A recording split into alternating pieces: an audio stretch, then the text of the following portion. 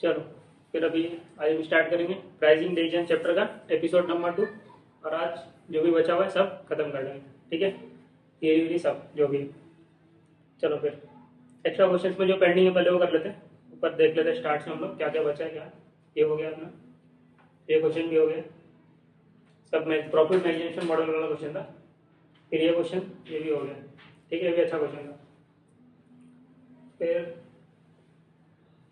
चलो अब ये क्वेश्चन कर लेते हैं, फटाफट करते हैं, ज़्यादा कुछ है नहीं question.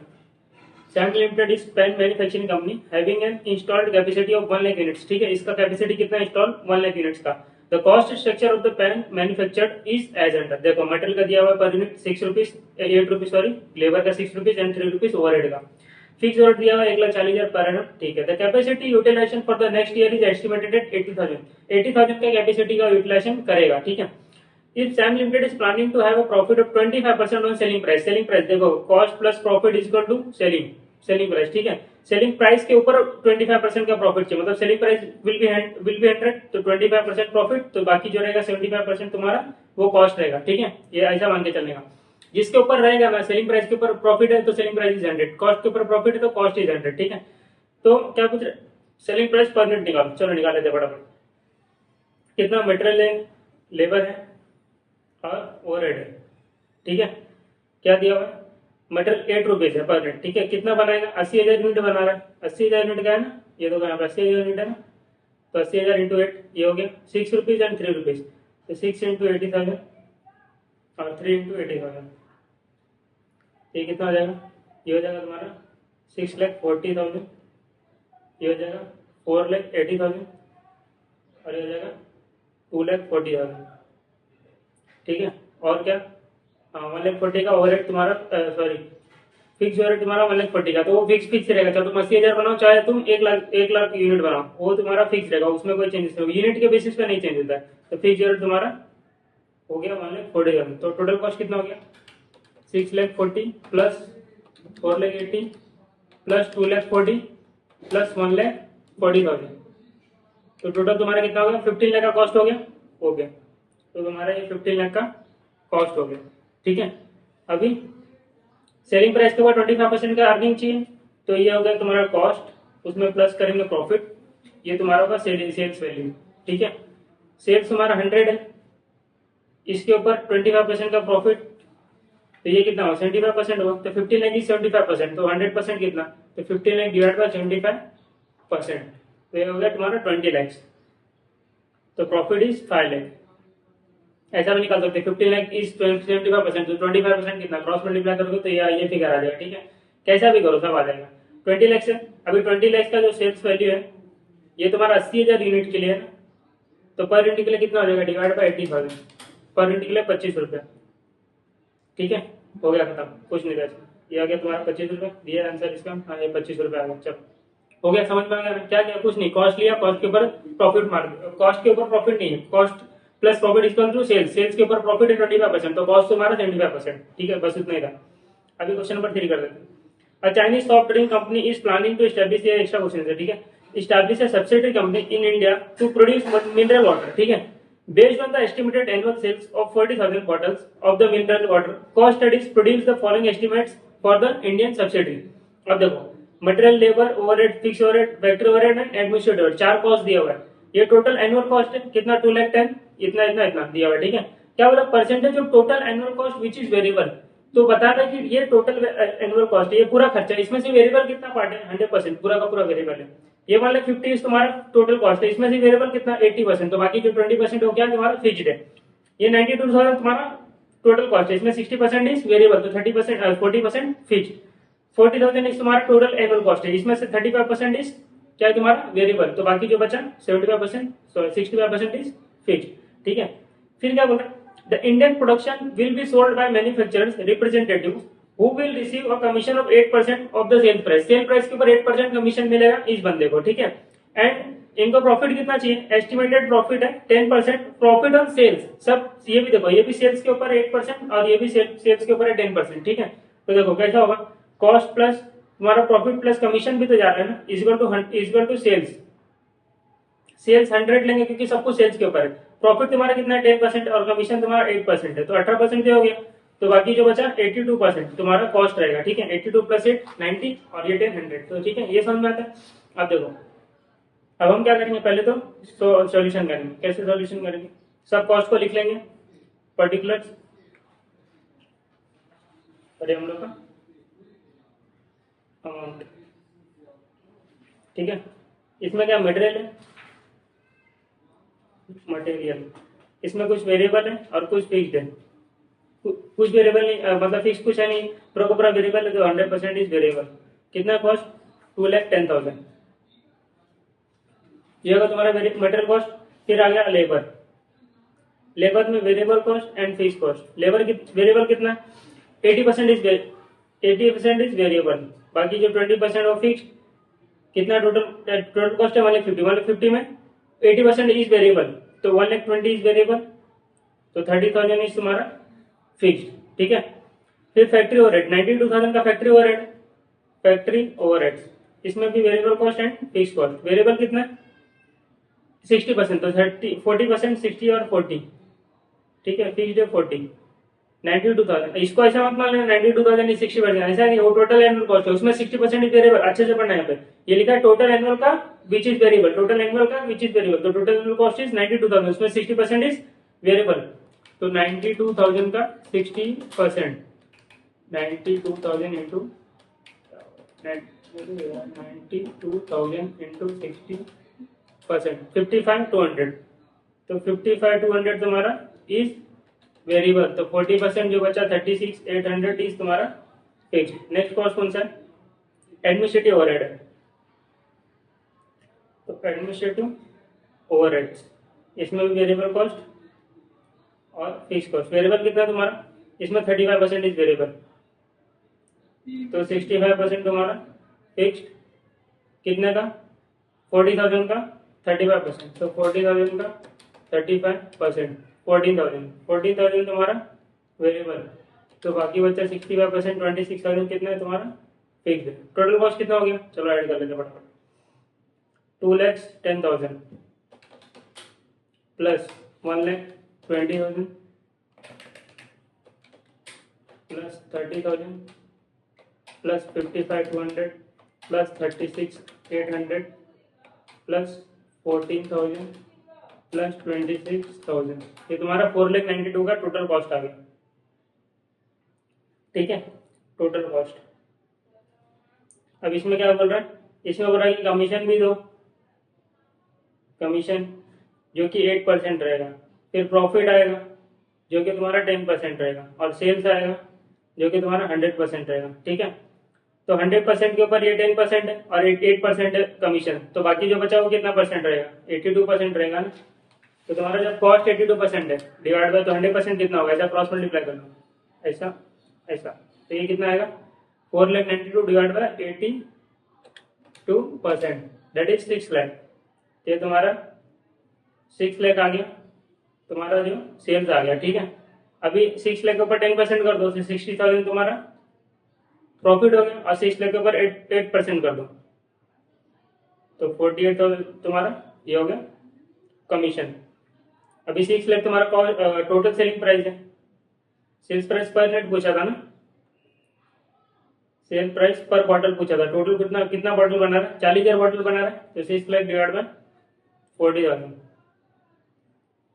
Selling price per unit divide by 40,000, कितना आएगा 15 रुपीज।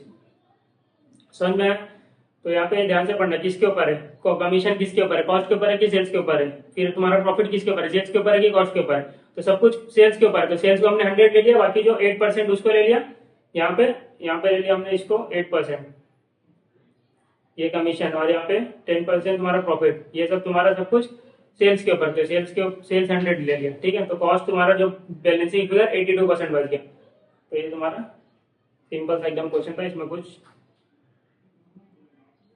हाँ नहीं, 15 रुपीज का तुम्हारा सेल प्राइस आएगा, ठीक है। ये तो क्वेश्चन हमने स्टार्ट किया था बेसिक समझने के लिए कि कैसे प्रॉफिट मैक्सिमाइजेशन मॉडल अप्लाई होता है, कैसे करते हैं हम लोग अप्लाई, तो ये एक्स्ट्रा क्वेश्चन में यही था। और कुछ बचा है इसमें, ये खत्म हो गया, ये भी खत्म हो गया, ये भी हो गया, ये भी हो गया, चलो ठीक, ये हो गया। अभी हम लोग क्या करेंगे, मॉड्यूल मॉड्यूल में जो बचा क्वेश्चन वो कर लेंगे, फिर थ्योरी वीरी करके खत्म करेंगे, ठीक है। चलो मॉड्यूल का क्वेश्चन हो गया था अपना। चलो डी के नंबर 4 करते हैं।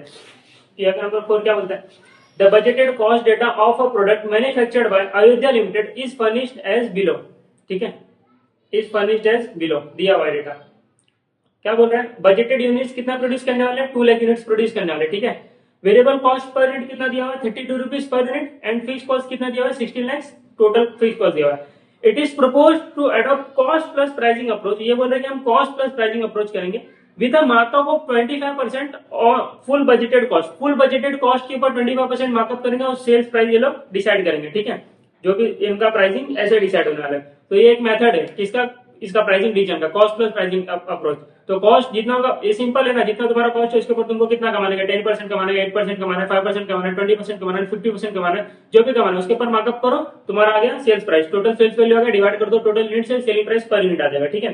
तो ये लोग ने ये सोचा, तो चलो हम लोग पहले वो करके देखते हैं कि वेरिएबल कॉस्ट कितना है। First approach, cost plus pricing approach, तो पहले वो करके देख लेते हैं, ठीक है। तो इनका budgeted units to be produced कितना है, 2 लाख है, 2 लाख। अब क्या बोल रहा है, वेरिएबल कॉस्ट कितना है, 30 रुपीज पर यूनिट, इसमें वेरिएबल कॉस्ट में सब हो गया, मटेरियल लेबर ओवरहेड जितना भी था, तो ठीक है, कुछ नहीं बोला, बाइफरकेशन नहीं दिया ना, तो एक हम लोग वही मान लेंगे। तो इनका वेरिएबल कॉस्ट, अब कितने यूनिट, तो 2 लाख यूनिट सोच रहे, तो 2 लाख यूनिट के बेसिस पे, तो 2 लाख यूनिट का कॉस्ट लगेगा इंटू 32 रुपीज पर यूनिट, तो 2 लाख इंटू 32, सो 6,40,000, 64 लाख, 64 लाख का ये कॉस्ट आ गया। और क्या बोल रहे हैं, ठीक है, फिक्स कॉस्ट 16 लाख का है, तो फिक्स कॉस्ट यहां पे डाल देंगे, फिक्स कॉस्ट, तो 16 लाख का फिक्स कॉस्ट हो गया। तो टोटल और कोई कॉस्ट नहीं है ना, और कोई कॉस्ट नहीं है, टोटल बजटेड कॉस्ट इनका कितना हो गया, 64 लाख, 6 गया 70, 80 लाख, 80 लाख इनका बजटेड कॉस्ट हो गया। अब क्या बोल रहा है, 25% ऑन फुल बजटेड कॉस्ट, तो कॉस्ट विल बी 100, कॉस्ट के ऊपर 25%, तो 25% तुम्हारा प्रॉफिट, तो सेलिंग प्राइस विल बी 125%, तो सेल्स कितना होगा, ऐसे ऐसे क्रॉस मल्टीप्लाई करो, तो कितना आएगा, 8 lakh into 125 divide by 100 into 125 divide by 100, तो सेल्स तुम्हारा हो गया 10 lakh, sorry 1 crore, 80 lakh divide by, ये हो गया 1 करोड़ का सेल्स माइनस 80 लाख, तो ये होगा 20 लाख का तुम्हारा प्रॉफिट, ठीक है। 80 लाख के ऊपर अगर तुम 25% भी करोगे तो तुम्हारा आ जाएगा 20 लाख का प्रॉफिट, तो ये होगा तुम्हारा प्रॉफिट, तो यहाँ पे सेल्स।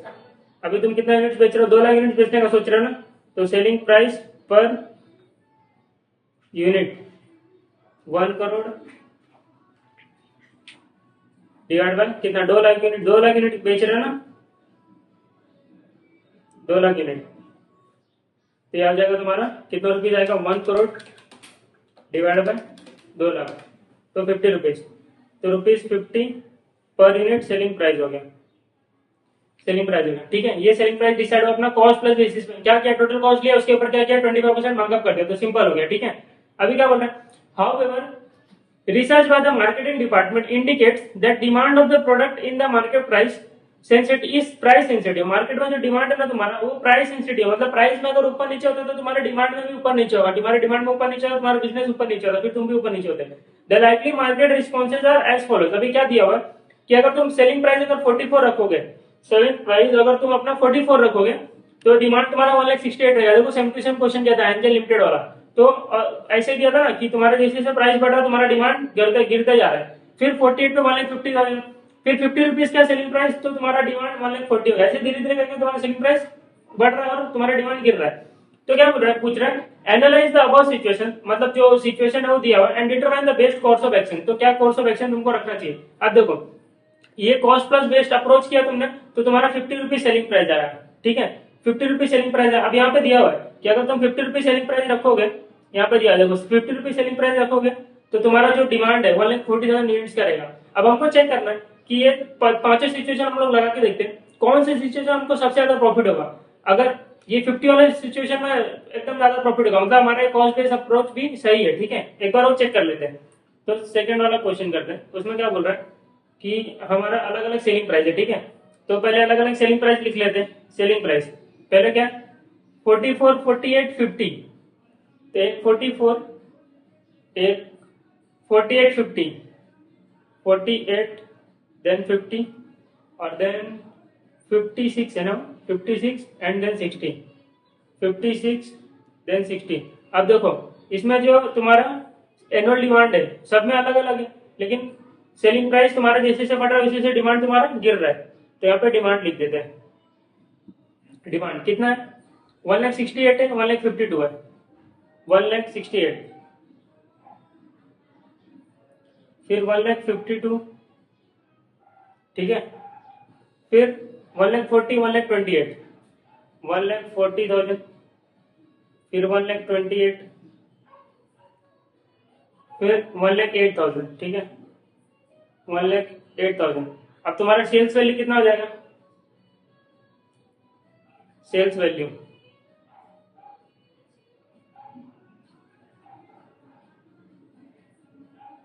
देखो, अब देखो ये मल्टीप्लाई करोगे तो तुम्हारा सेल्स टोटल सेल्स वैल्यू आ जाएगा।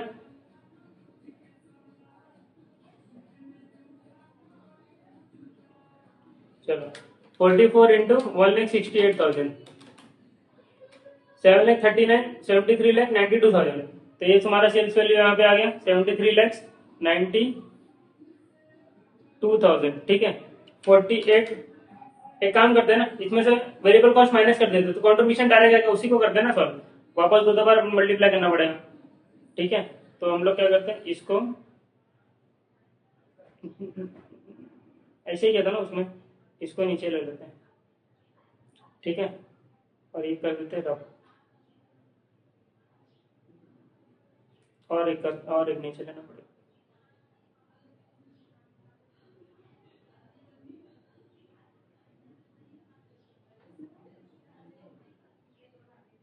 ये हो गया। अभी इसमें से वेरिएबल कॉस्ट माइनस कर देते हैं तो आ जाएगा कंट्रीब्यूशन, फिर फिक्स कॉस्ट हटा देंगे, ठीक है सिंपल हो जाएगा ना। चलो वेरिएबल कॉस्ट कितना है, सब में वेरिएबल कॉस्ट हमारा 32 रुपीज पर यूनिट है, ठीक है तो 32 रुपीज पर यूनिट सबसे वेरिएबल कॉस्ट हमने हटा दिया। अभी माइनस करेंगे तो तुम्हारा क्या आ जाएगा, कंट्रीब्यूशन आ जाएगा, तो 44 माइनस 32, 44 32 12 रुपीज आ गया, 48 में 32 गया, 8 में 2 6 16, 50 में से 32 गया 18, 56 में से 32 गया तो 24 और 60 में से 32 गया था 28, ठीक है। अब ये मल्टीप्लाई करेंगे तो टोटल कंट्रीब्यूशन आ जाएगा,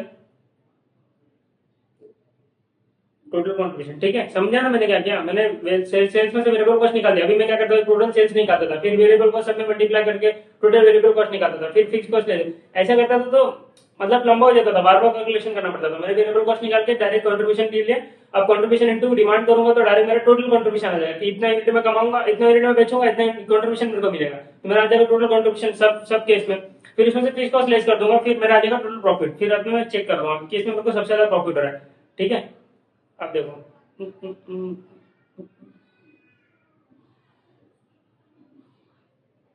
चलो 12 इंटू 1,68,000 आ गया 20,16,000, 20,16,000, 16 इंटू 1,52,000 आ गया हमारा 24,32,000, फिर 18 इंटू 1,40,000, 18 इंटू 1,40,000, 25,20,000, 25,20,000, 24 इंटू 1,28,000, ये होगा 30,72,000, 28 इंटू 1,20,000, सॉरी 1,08,000 है ना, 1,08,000 इंटू 28, 30,24,000। इसमें से मैं क्या करूँगा, फीस कॉस्ट को हटा दूंगा। फीस कॉस्ट कितना है मेरा, सब में 16 लाख है, सब में 16 लाख है।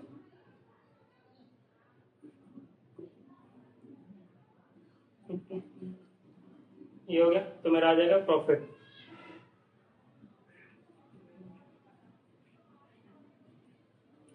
ट्वेंटी लाख 20 में से 16 गया, 4 लगाया 386, 20 लाख 16,000 माइनस 16 lakhs, 4,16,000 बराबर 24,32,000 माइनस 16 lakhs, 8,32,000।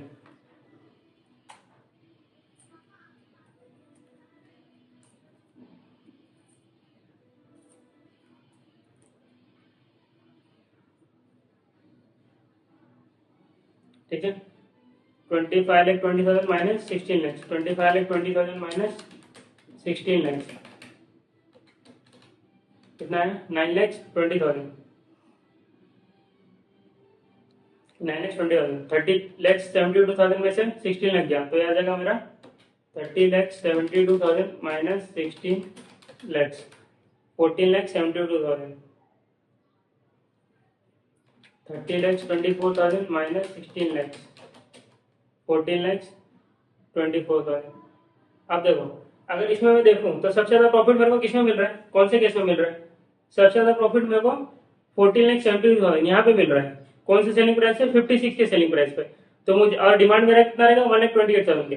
तो ये वाला जो सिचुएशन है, इसमें क्या बता रहा है कि मुझे 56 रुपीज पे बेचना चाहिए और मेरा डिमांड 1,20,000 रहेगा, 14,72,000 मेरे को टोटल प्रॉफिट होगा सबसे ज्यादा। और अगर ये जो सेलिंग प्राइस डिसाइड हुआ है 50, जो कॉस्ट प्लस बेसिस पे किया है, तो 50 पे अगर मैं बेचूंगा तो मुझे प्रॉफिट 9,20,000 होगा, जो कि बहुत कम है। 14,72,000 इज मोर देन 9,20,000, ठीक है। तो मुझे 56 पे बेचना चाहिए और मुझे ना 25% मेरा प्रॉफिट होना चाहिए मेरे कॉस्ट के ऊपर। तो मेरा कॉस्ट कितना था, कॉस्ट मुझे देखो कितना परसेंट प्रॉफिट हो रहा है यहाँ पे, कॉस्ट मेरा वेरिएबल कॉस्ट एंड तुम्हारा ये, तो 32 रुपीज इंटू 1,28,000 है ना, 1,28,000 प्लस तुम्हारा 16 lakhs, तुम्हारा कॉस्ट 56,96,000 है इस वाले केस में, 56 वाले में, ठीक है। 56,96 से प्रॉफिट कॉस्ट और तुमको 14,72 का प्रॉफिट हो रहा है, तो 14,72,000 का प्रॉफिट हो रहा है और 56,96 का तुम्हारा कॉस्ट है, ठीक है। तो 14,72,000 is how much on 56,96, that is 25.84%। तो ये तुम्हारा जो है 25.84% है टोटल, तुम्हारे टोटल कॉस्ट का। तो फिर भी तुम्हारा ज्यादा ही है ना, 25% से ज्यादा ही है ना, तो तुम्हारा वो भी फुलफिल हो रहा है कि तुम्हारा जो तुमको 25% चाहिए था और तुम्हारा सबसे ज्यादा प्रॉफिट भी है, तो तुमको 56 रुपीज पे बेचना चाहिए, ना कि तुमको 25.84%। अभी सब में ना परसेंटेज यहाँ पे निकालना, कैसे निकालोगे, टोटल कॉस्ट, यहाँ पे टोटल कॉस्ट लिख देना। टोटल कॉस्ट में क्या करोगे, फिक्स कॉस्ट और वेरिएबल कॉस्ट कैसे निकालोगे, 32 रुपीज है ना वेरिएबल कॉस्ट, और तुम्हारा डिमांड कितना 1,68,000, तो टोटल वेरिएबल कॉस्ट आ जाएगा, तो इंटू करके वेरिएबल कॉस्ट और फिक्स कॉस्ट, तो तुम्हारा टोटल कॉस्ट आ जाएगा। फिर चेक कर लेना 4,16,000 कितना परसेंट है तुम्हारा टोटल कॉस्ट, ठीक है। वैसे वैसे करके निकाल लोगे तो तुम्हारा टोटल परसेंटेज ऑफ प्रॉफिट आ जाएगा। तो सबसे ज्यादा प्रॉफिट तुम्हारा 25.24%, तो 56 पे तुमको बेचना चाहिए। एनालाइज कर लिया, ये एनालाइज करना था कि ऐसे तुम्हारा कॉस्ट बेसिस पे 50 रुपीज आ रहा है, ऐसे भी तुम्हारा 49,72,000 तुम्हारा सेलिंग प्राइस 56 आ रहा है, तो तुमको 56 रुपीज पे बेचना चाहिए, ना कि 50 रुपीज बेचना चाहिए, ठीक है। ये हो गया। अभी कौन सा क्वेश्चन करते हैं, क्वेश्चन नंबर 2 हो गया डिवाइड का, 1 बचा एंड 3 बचा है। देखो थर्ड क्वेश्चन ना बहुत मस्त क्वेश्चन है, एग्जाम में आ सकता है, आएगा तो 10 से 20 के रेंज में आएगा, ठीक है। तो बहुत ही अच्छा क्वेश्चन है, चलो इसको ना ध्यान से पढ़ते हैं। Question number 3, Battery India Limited is an ISO 9001:2008 a premier multidiscipline company, ठीक है। BIL manufacture diverse range of products with pressure vessels, wagon, steel, casting etcetera, ठीक है। इतनी सारी चीजें बनाता है टू मैन्युफैक्चर वैगन्स बिल मतलब BIL undertake structural fabrication jobs and manufacturing, retrofitting of EOT crane.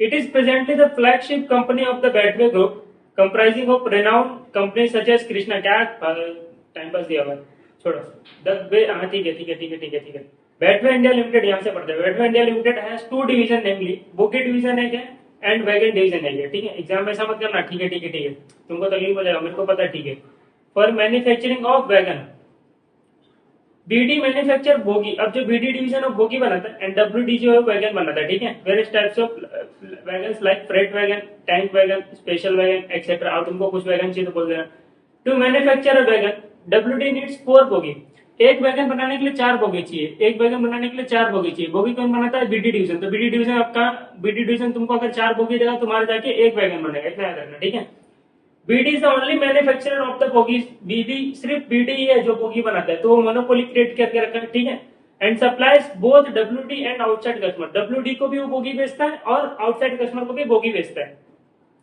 Details of BD WD of the coming financial year 2020 are as follows देखो क्या डिटेल्स दिया हुआ है कि बीडी का जो फिक्स कॉस्ट है 9 करोड़ 20,20,000 है एंड डब्ल्यूडी का जो फिक्स कॉस्ट है 16 करोड़ 45,36,000 है वेरिएबल कॉस्ट इनका 2,20,000 इनका 4,80,000 ऊपर स्टार मारा स्टार मतलब टर्म्स एंड कंडीशन अप्लाई नहीं ऐसा नहीं स्टार मतलब एक्सक्लूडिंग ट्रांसफर कॉस्ट मतलब डब्ल्यूडी का सिर्फ उसका खुद का वेरिएबल कॉस्ट जो है 4,80,000 है अब डब्ल्यूडी को एक वैगन बनाने के लिए 4 बीडी भी तो चाहिए रहता है ना 4 बोगी बीडी का बीडी जो बनाता है तो 4 बोगी जो बीडी से लेगा उसका भी तो कॉस्ट लगेगा ना ट्रांसफर प्राइसिंग पड़ा कि नहीं ट्रांसफर कॉस्ट तो जो कॉस्ट है वो भी तो उसके वेरिएबल कॉस्ट में ऐड होगा तो वो खर्चा एक्सक्लूड करके 4,80,000 तो अलग से वो खर्चा ऐड होगा ठीक है कैपेसिटी क्या है बीटी जो है 320 यूनिट्स बनाता है एंड डब्ल्यूडी जो 12 यूनिट्स बना सकता है बनाता नहीं बना सकता है कैपेसिटी फिर देखो market research has indicated that the demands in the market for बैटवे India limited product at different quotations are as follows क्या क्या डिमांड दिया हुआ है देखो हमारा 2 डिवीजन है एक तो हमारा है बोगी डिवीजन बोगी डिवीजन एक अपना क्या है दूसरा वैगन डिवीजन डब्ल्यूडी डिवीजन ना हाँ तो वही बोगी डिवीजन एक वैगन डिवीजन ठीक है अब देखो क्या क्या इन्फॉर्मेशन दिया हुआ है फॉर बोगीज के लिए क्या इन्फॉर्मेशन दिया quotation price of 3,20,000 no tender will be awarded मतलब क्या बोल रहा है 3,20,000 का अगर तुम कोटेशन प्राइस डालोगे ना तो तुमको कोई टेंडर नहीं मिलेगा मतलब 3,20,000 का अगर सेलिंग प्राइस का तुम कोटेशन डाल दो कि 3,20,000 में बेचूंगा तो तुमको कोई भी गवर्नमेंट का कहीं भी तुमको कोई ऑफर मिलने वाला है नहीं तो सेलिंग प्राइस एक तुम्हारा 3,20,000 है तो योर डिमांड विल बी 0 तो इसको हम लोग क्या बोलते थे ए बोलते थे ना क्योंकि प्राइस कैसे निकलता है ए माइनस बी क्यू करके और बी क्वांटिटी अगर तुम्हारा 0 है तो बी तो कुछ बी अगर कुछ भी रहता है ये तो पूरा 0 हो गया ना प्राइस तुम्हारा जो भी आएगा तो इस प्राइस को क्या बोलेंगे ए ही बोलेंगे ना ऐसे निकालते थे ना तो ये तुम्हारा प्राइस 0 प्राइस तुम्हारा डिमांड 0 प्राइस तुम्हारा 3,20,000 तो ये समझ में आता है हाँ क्या बोल रहा है but demand will increase demand increase होगा तुम्हारा by 30 bogies with every 10,000 reduction in the unit quotation price below 3,20,000 क्या बोल रहे हैं अगर तुम 3,20,000 से कम करोगे 10,000 मतलब 3,10,000 अगर तुम्हारा अपना प्राइस रखते हो तो तुम्हारा जो डिमांड है वो कितने से बढ़ जाएगा 30 बोगी से बढ़ जाएगा ठीक है फिर तुम अपना प्राइस और 10,000 से कम करते हो 3 लाख करते हो तो तुम्हारा डिमांड और 30 यूनिट से बढ़ जाएगा तुम्हारा 60 यूनिट्स हो जाएगा ठीक है तो क्या बोल रहा है ऐसा देखो क्या बोल रहा है कि अगर तुम 10,000 प्राइस का रिडक्शन करते हो प्राइस में रिडक्शन करते हो तो 30 यूनिट से हमारा डिमांड बढ़ जाता है ठीक है मुझे 1 यूनिट का बताओ 1 यूनिट के लिए कितना प्राइस ऊपर नीचे करना पड़ेगा तो 1 यूनिट के लिए कितना होगा तो 10,000 डिवाइड बाय 30 तो 333.33 ठीक है इसी को तो स्लोप बोलते हैं ये तो तुम्हारा स्लोप है यही है ना स्लोप इसी को तो स्लोप बोलते हैं कि 1 यूनिट के लिए कितना 1 यूनिट के लिए जो निकालते हैं उसी को क्या बोलते हैं स्लोप ठीक है तो ये तुम्हारा बी हो गया 333.33 आगे क्या बोल रहे हैं वैगन की बात कर रहा है वैगन का क्या बोल रहा है कि 17,10,000 के यूनिट्स पे no tender will be awarded मतलब इसका जो 17,10,000 अगर ये प्राइस रखता है तो इसका डिमांड 0 रहेगा तो ये हो गया तुम्हारा ए इसमें ए हो गया ये ठीक है और क्या बोल रहे हैं कि but the demand for wagons will increase by 2 wagons for every reduction of price in by 50,000 अगर 50,000 तो तुम अपना प्राइस कम करते हो तो तुम्हारा 2 वैगन का डिमांड बढ़ जाएगा तो मुझे ना एक के लिए बताओ 1 यूनिट के लिए बताओ 1 यूनिट के लिए कितना है 25,000 तो ये हो गया मेरा स्लोप इसी को बोलते हैं बी 1 यूनिट के लिए जो निकलता है उसी को स्लोप बोलते हैं तो तुम्हारा ये हो गया बी समझ में आता है तो अगर 17,10,000 से 50,000 कम करते हो तो 16 लाख अगर तुम 50,000 रखते हो, सॉरी 16 लाख 60,000 अगर प्राइस रखते हो, ठीक है, तो तुम्हारा डिमांड हो जाएगा 2 यूनिट का, 50,000 का कम किया तो। समझ में आया? अब क्या बोल रहा है? Further, BD is the only manufacturer of the bogies, but due to increased demand, competitors are entering into the market. Competitors market में एंटर हो रहे हैं क्योंकि डिमांड बहुत है और बोगी अकेले ये जो बनाने वाला है, ठीक है। The division is reviewing its pricing policy and carrying out some market research. कुछ रिसर्च कर रहे हैं लोग, ठीक है। After the market research, the division BD has decided to introduce new type of E-class bogies in the market and to obtain the patent right for such unique bogies. क्या कर रहा है? कुछ यूनिक बोगी बना रहा है ये E-class करके, अब उसके लिए पेटेंट ले रहा है। High growth in future characterize this class, बोल रहा है कि बहुत हाई ग्रोथ हो सकता है, ठीक है, उसके कैरेक्टरिस्टिक से लग रहा है, ठीक है। रिक्वायर्ड क्या पूछ रहे हैं? Calculate the unit quotation price of the wagon that will maximize battery India limited profit for the financial year 2019-20। क्या बोल रहा है कि वैगन जो है, वैगन वो जो वैगन बेचता है, हमको बताओ ऐसा कौन सा सेलिंग प्राइस होगा वैगन का, ऐसा कौन सा सेलिंग प्राइस को क्या क्वांटिटी बेचे, कौन सा सेलिंग प्राइस हो जिसपे वो कितनी क्वांटिटी बेचे, कि कंपनी का जो सबसे ज्यादा प्रॉफिट हो। तो कंपनी का प्रॉफिट सबसे ज्यादा मैक्सिमम कब होगा? तो हम लोग अपने प्रॉफिट मैक्सिमाइजेशन मॉडल में क्या पढ़ा कि जब मार्जिन रेवेन्यू मार्जिनल कॉस्ट के इक्वल होता है तो सबसे ज्यादा प्रॉफिट होता है कंपनी को, ठीक है। तो उस टाइम पे जो क्वांटिटी आती है वो क्वांटिटी तुमको सबसे ज्यादा प्रॉफिट लाके देगी, तो उस क्वांटिटी पे प्राइस जो आएगा वो तुम्हारा प्राइस होगा सेलिंग प्राइस, ठीक है। अब प्राइस कैसे निकालेंगे? उसके पहले क्वांटिटी पता रहना चाहिए। क्वांटिटी कैसे पता चलेगा? तो मार्जिन रेवेन्यू मार्जिनल कॉस्ट के बराबर होगा, वो वाली क्वांटिटी अपनी आएगी, ठीक है। तो हम लोग इसको सॉल्व करते हैं। पहला देखो, जब मार्जिनल, ये वैगन डिवीजन का, ठीक है, जब marginal revenue equal to marginal cost होगा तो हमारा सबसे ज्यादा प्रॉफिट होगा। अब देखो मार्जिनल कॉस्ट हमको दिया हुआ है, क्या दिया हुआ है? वेरिएबल कॉस्ट, वैगन डिवीजन का, वैगन डिवीजन का वेरिएबल कॉस्ट कितना दिया हुआ है? देखो, एक तो 4,80,000 दिया है, तो 4,80,000 क्या है तुम्हारा? 4,80,000 तो प्योर वेरिएबल कॉस्ट है ना, कोई बाहर का कॉस्ट एक्सटर्नल कॉस्ट है नहीं। और क्या बोल रहे हैं? देखो, एक्सक्लूडिंग ट्रांसफर कॉस्ट। अभी वैगन डिवीजन को एक वैगन बनाने के लिए चार क्या चाहिए रहते हैं? एक वैगन बनाने के लिए 4 बोगी चाहिए रहते हैं, 4 बोगी का भी तो कॉस्ट लगेगा। तो ऐसा मान के चलते हैं कि अभी ये जो बोगी है 2,20,000 में ही बेचेगा, ठीक है, 2,20,000 में ही बोगी भेजेगा, ठीक है, सेंड करेगा उसको, ठीक है। तो कितना कॉस्ट आएगा अगर 2,20,000 में वो सेंड करेगा? देखो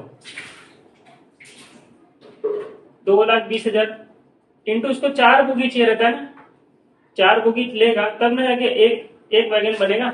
तो ये कॉस्ट कितना हो जाएगा? 2,20,000 इंटू 4,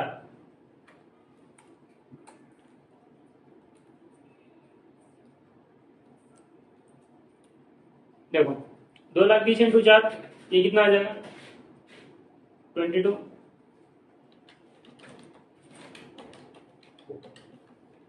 8,80,000।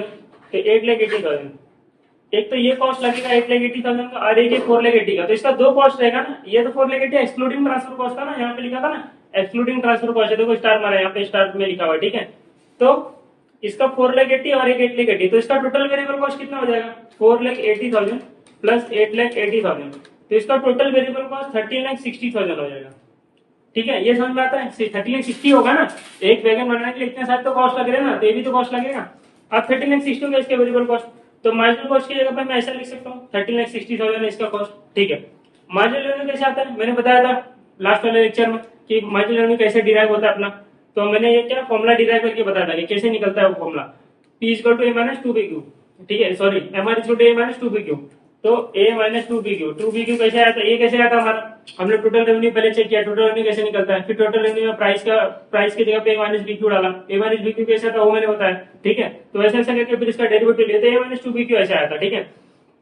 अब देखो वैगन का एक है कि कौन से ऐसे प्राइस से वैगन का डिमांड 0 रहेगा, तो हमने चेक किया कि 17,10,000 रहेगा, ठीक है, -2। इसका स्लोप क्या था? एक बी मतलब स्लोप, एक यूनिट के लिए ऊपर नीचे कितना होना चाहिए? 25,000। एक यूनिट के लिए हमने यहाँ पे देखा ना 25,000, ये यहाँ पे रहा 25,000, तो बी हो गया तुम्हारा 25,000। क्वांटिटी वही तो अपने को निकालने का है, तो 13,60,000, ठीक है। अब इसको सॉल्व करते हैं, तो क्यू कितना आ जाएगा? ये हो जाएगा 50,000, तो 17,10,000 माइनस 13,60,000 डिवाइड बाय 50,000, तो क्वांटिटी आ गया 7, ठीक है। तो ये बोला कि 7 क्वांटिटी बेचोगे तो ऐसे इतना क्वांटिटी बेचने पे सबसे ज्यादा प्रॉफिट होगा। तो हमने देखा था कि वैगन का 17,10,000 रुपए डिमांड 0 है, मेरे को डिमांड अब कितना करना है, 7 करना है ना, क्योंकि मुझे 7 यूनिट बेचना है। तो एक अगर समझो मुझे यहाँ पे 1 यूनिट का डिमांड बढ़ाना है, ठीक है, ऐसा करता हूँ, देखो 1 यूनिट का डिमांड बढ़ाना है तो 25,000 कम करना पड़ेगा। 1 यूनिट के लिए 25,000 ना, अभी यहीं पे तो देखा ये बी वही तो है स्लोप, यहाँ पे भी ऊपर निकाला 1 यूनिट के लिए 25,000, ठीक है। तो 1 यूनिट का डिमांड बढ़ाना तो 25,000 में कम करूंगा, तो 17,10,000 में से मैं 25,000 कम करूंगा, 16,85,000 हो गया। 1 यूनिट के लिए मैंने 25,000 कम किया, ठीक है। अब और 1 यूनिट का डिमांड बढ़ाना मतलब टोटल 2 यूनिट का करना है तो और 25,000 कम करूंगा, ठीक है। तो इसमें से और 25,000 मैं हटा दूंगा, तो ये मेरा होगा 16,60,000। ऐसे में क्या करूँ, 25,000 कम किया, फिर 2 यूनिट के लिए 50,000 कम किया, तो मेरे को डायरेक्ट 7 यूनिट के लिए कितना कम करना पड़ेगा, तो 25,000 इंटू 7 कर दो ना, इतने ही तो कम करोगे। तो ये कितना आएगा, 25,000 इंटू 7, तो तुम डायरेक्ट 1,75,000 कम कर दो ना, क्यों 25,000 करके कम कर रहे हो, तो डायरेक्ट 17,10,000 में से 75,000 1,75,000 कम कर दो। तो तुमने क्या किया, 17,10,000 में से 1,75,000 कम कर दिया, माइनस 17,10,000 माइनस ये 15,35,000। तो ऐसे ऐसे करके तुम जब 15,35,000 पे आओगे ना, तो तुम्हारा डिमांड जो है 7 हो जाएगा, ठीक है। तो ये तुम्हारा आ गया सेलिंग प्राइस।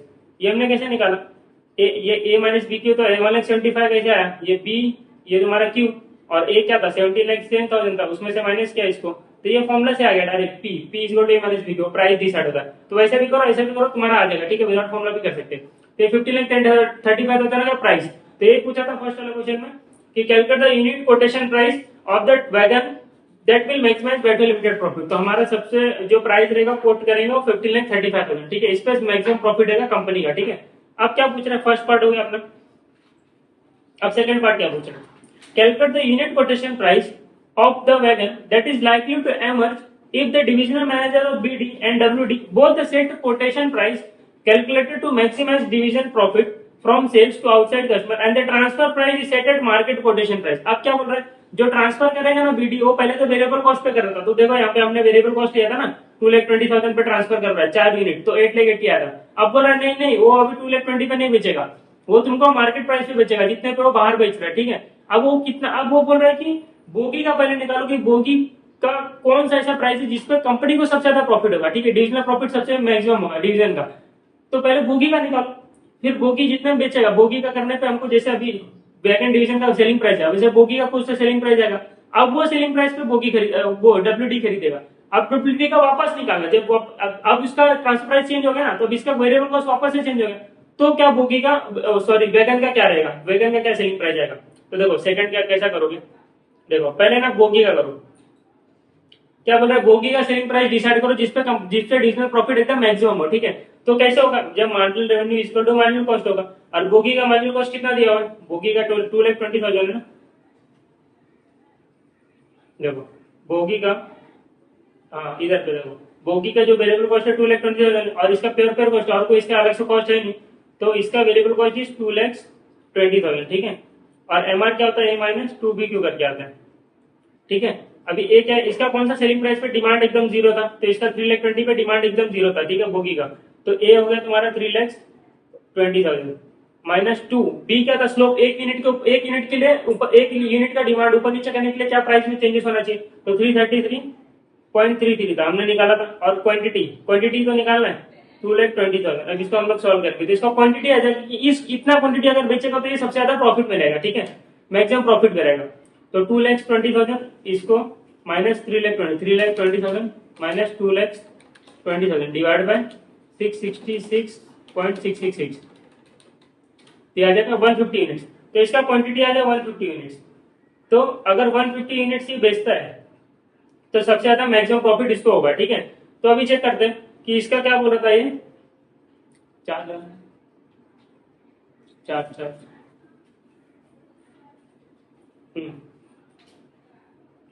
ये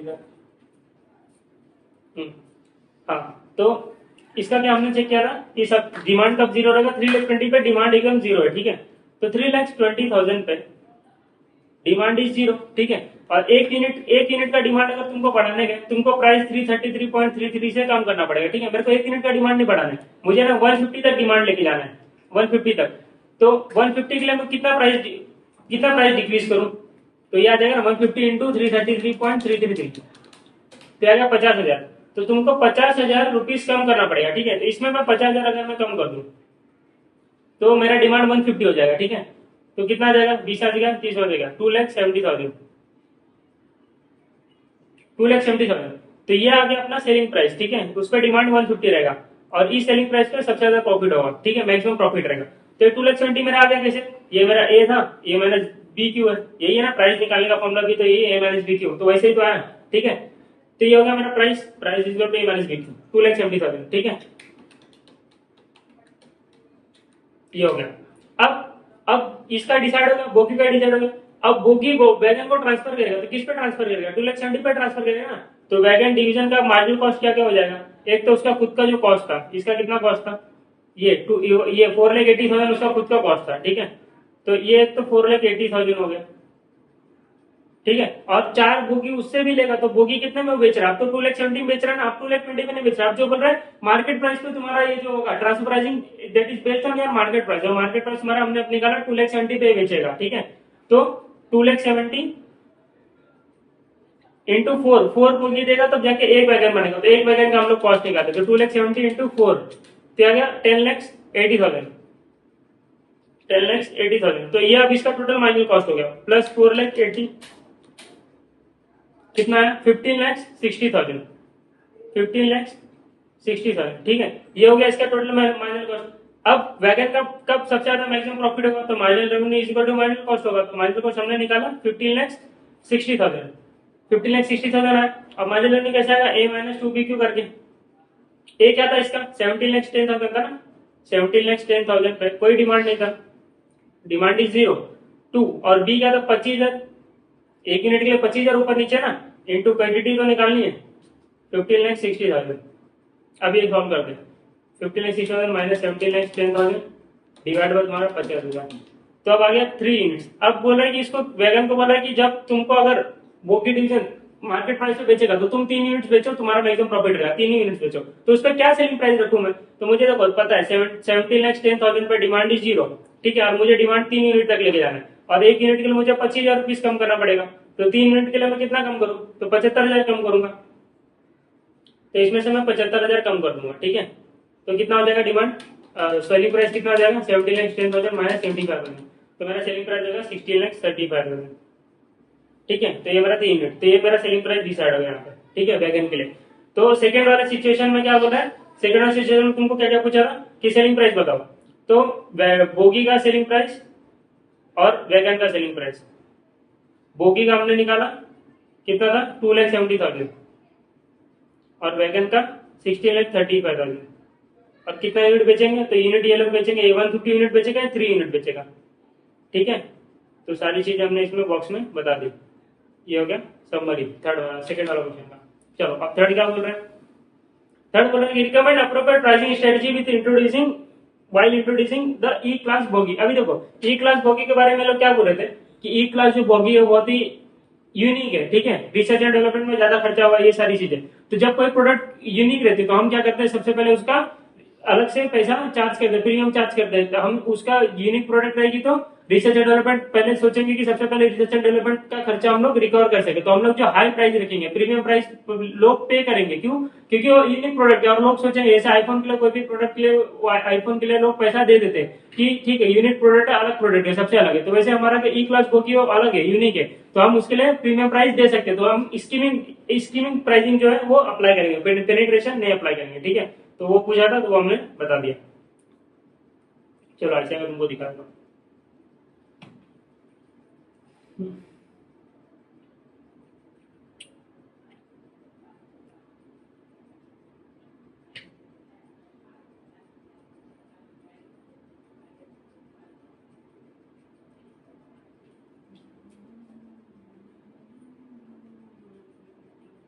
चलो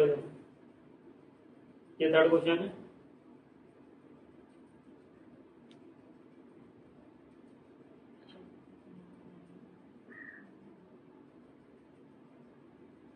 ये देखो सब पहले हमारा ये 50,35,000 आया था, ठीक है, 50,35 आया था ना, फिर 150 यूनिट्स 2,70,000 आया यहाँ पे, और यहाँ पे 3 यूनिट्स और 16,35 आया, ठीक है। तो ये हमारा हो गया। और ये क्या बोला इसमें पेनिट्रेशन क्लोज प्राइसिंग जो है वो नहीं कर सकते, कैन नॉट बी असर्टेन।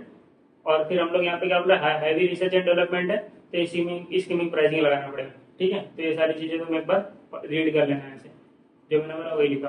ठीक है, अभी करते हैं बचे हुए क्वेश्चन।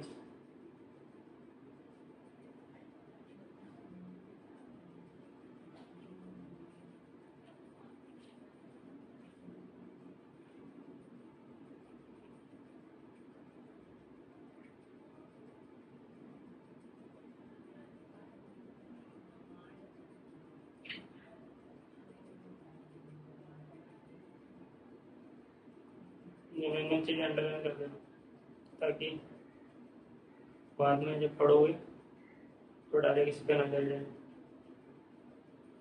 ठीक, चलो ये हो गया। तो टी वाई के में थर्ड हो गया, फोर्थ हो गया, सेकंड भी हो गया, फर्स्ट बचा हुआ। फर्स्ट में क्या है? अरे ये चिंटर बंटर क्वेश्चन है। क्या बोल रहा है? Swiftech STL is leading IT security solutions and ISO 9001 certified company. The solutions are as well integrated systems that simplify IT security management across the length and depth of the devices on multiple platforms. HTL has recently developed an antivirus software and company expect to have life cycle less than 1 year. एक साल से क्या है इसका life cycle? It was decided that it would be appropriate to adopt market scheming pricing policy for the launch of the product. This software is currently in introduction stage पे and life cycle is generating the significant units profit. ठीक है, आगे क्या बोल रहा है? Explain with reason the changes, if any, to unit selling price that could occur when the software moves from introduction stage to growth stage of its life cycle. Also identify necessary strategies at this stage. अभी देखो इसमें क्या बोल रहा है, चलो यहाँ से देख लो डायरेक्ट, यहीं से पढ़ा है।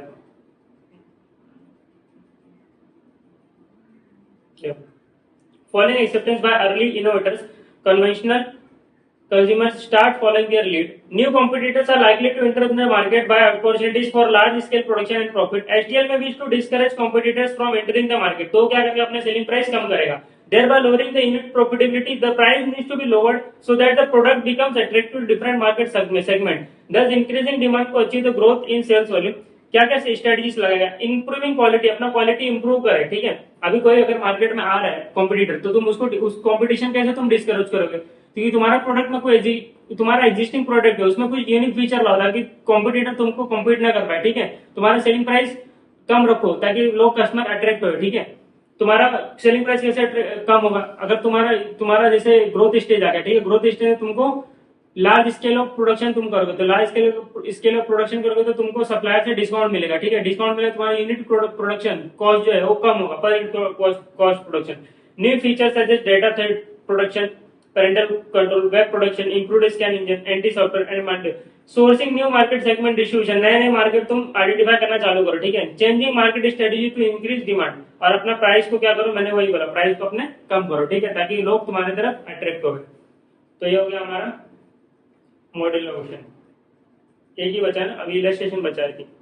ये क्वेश्चन नहीं आएगा ऐसा, ये इतना ऐसा थ्योरी थोड़ी ना पूछेगा।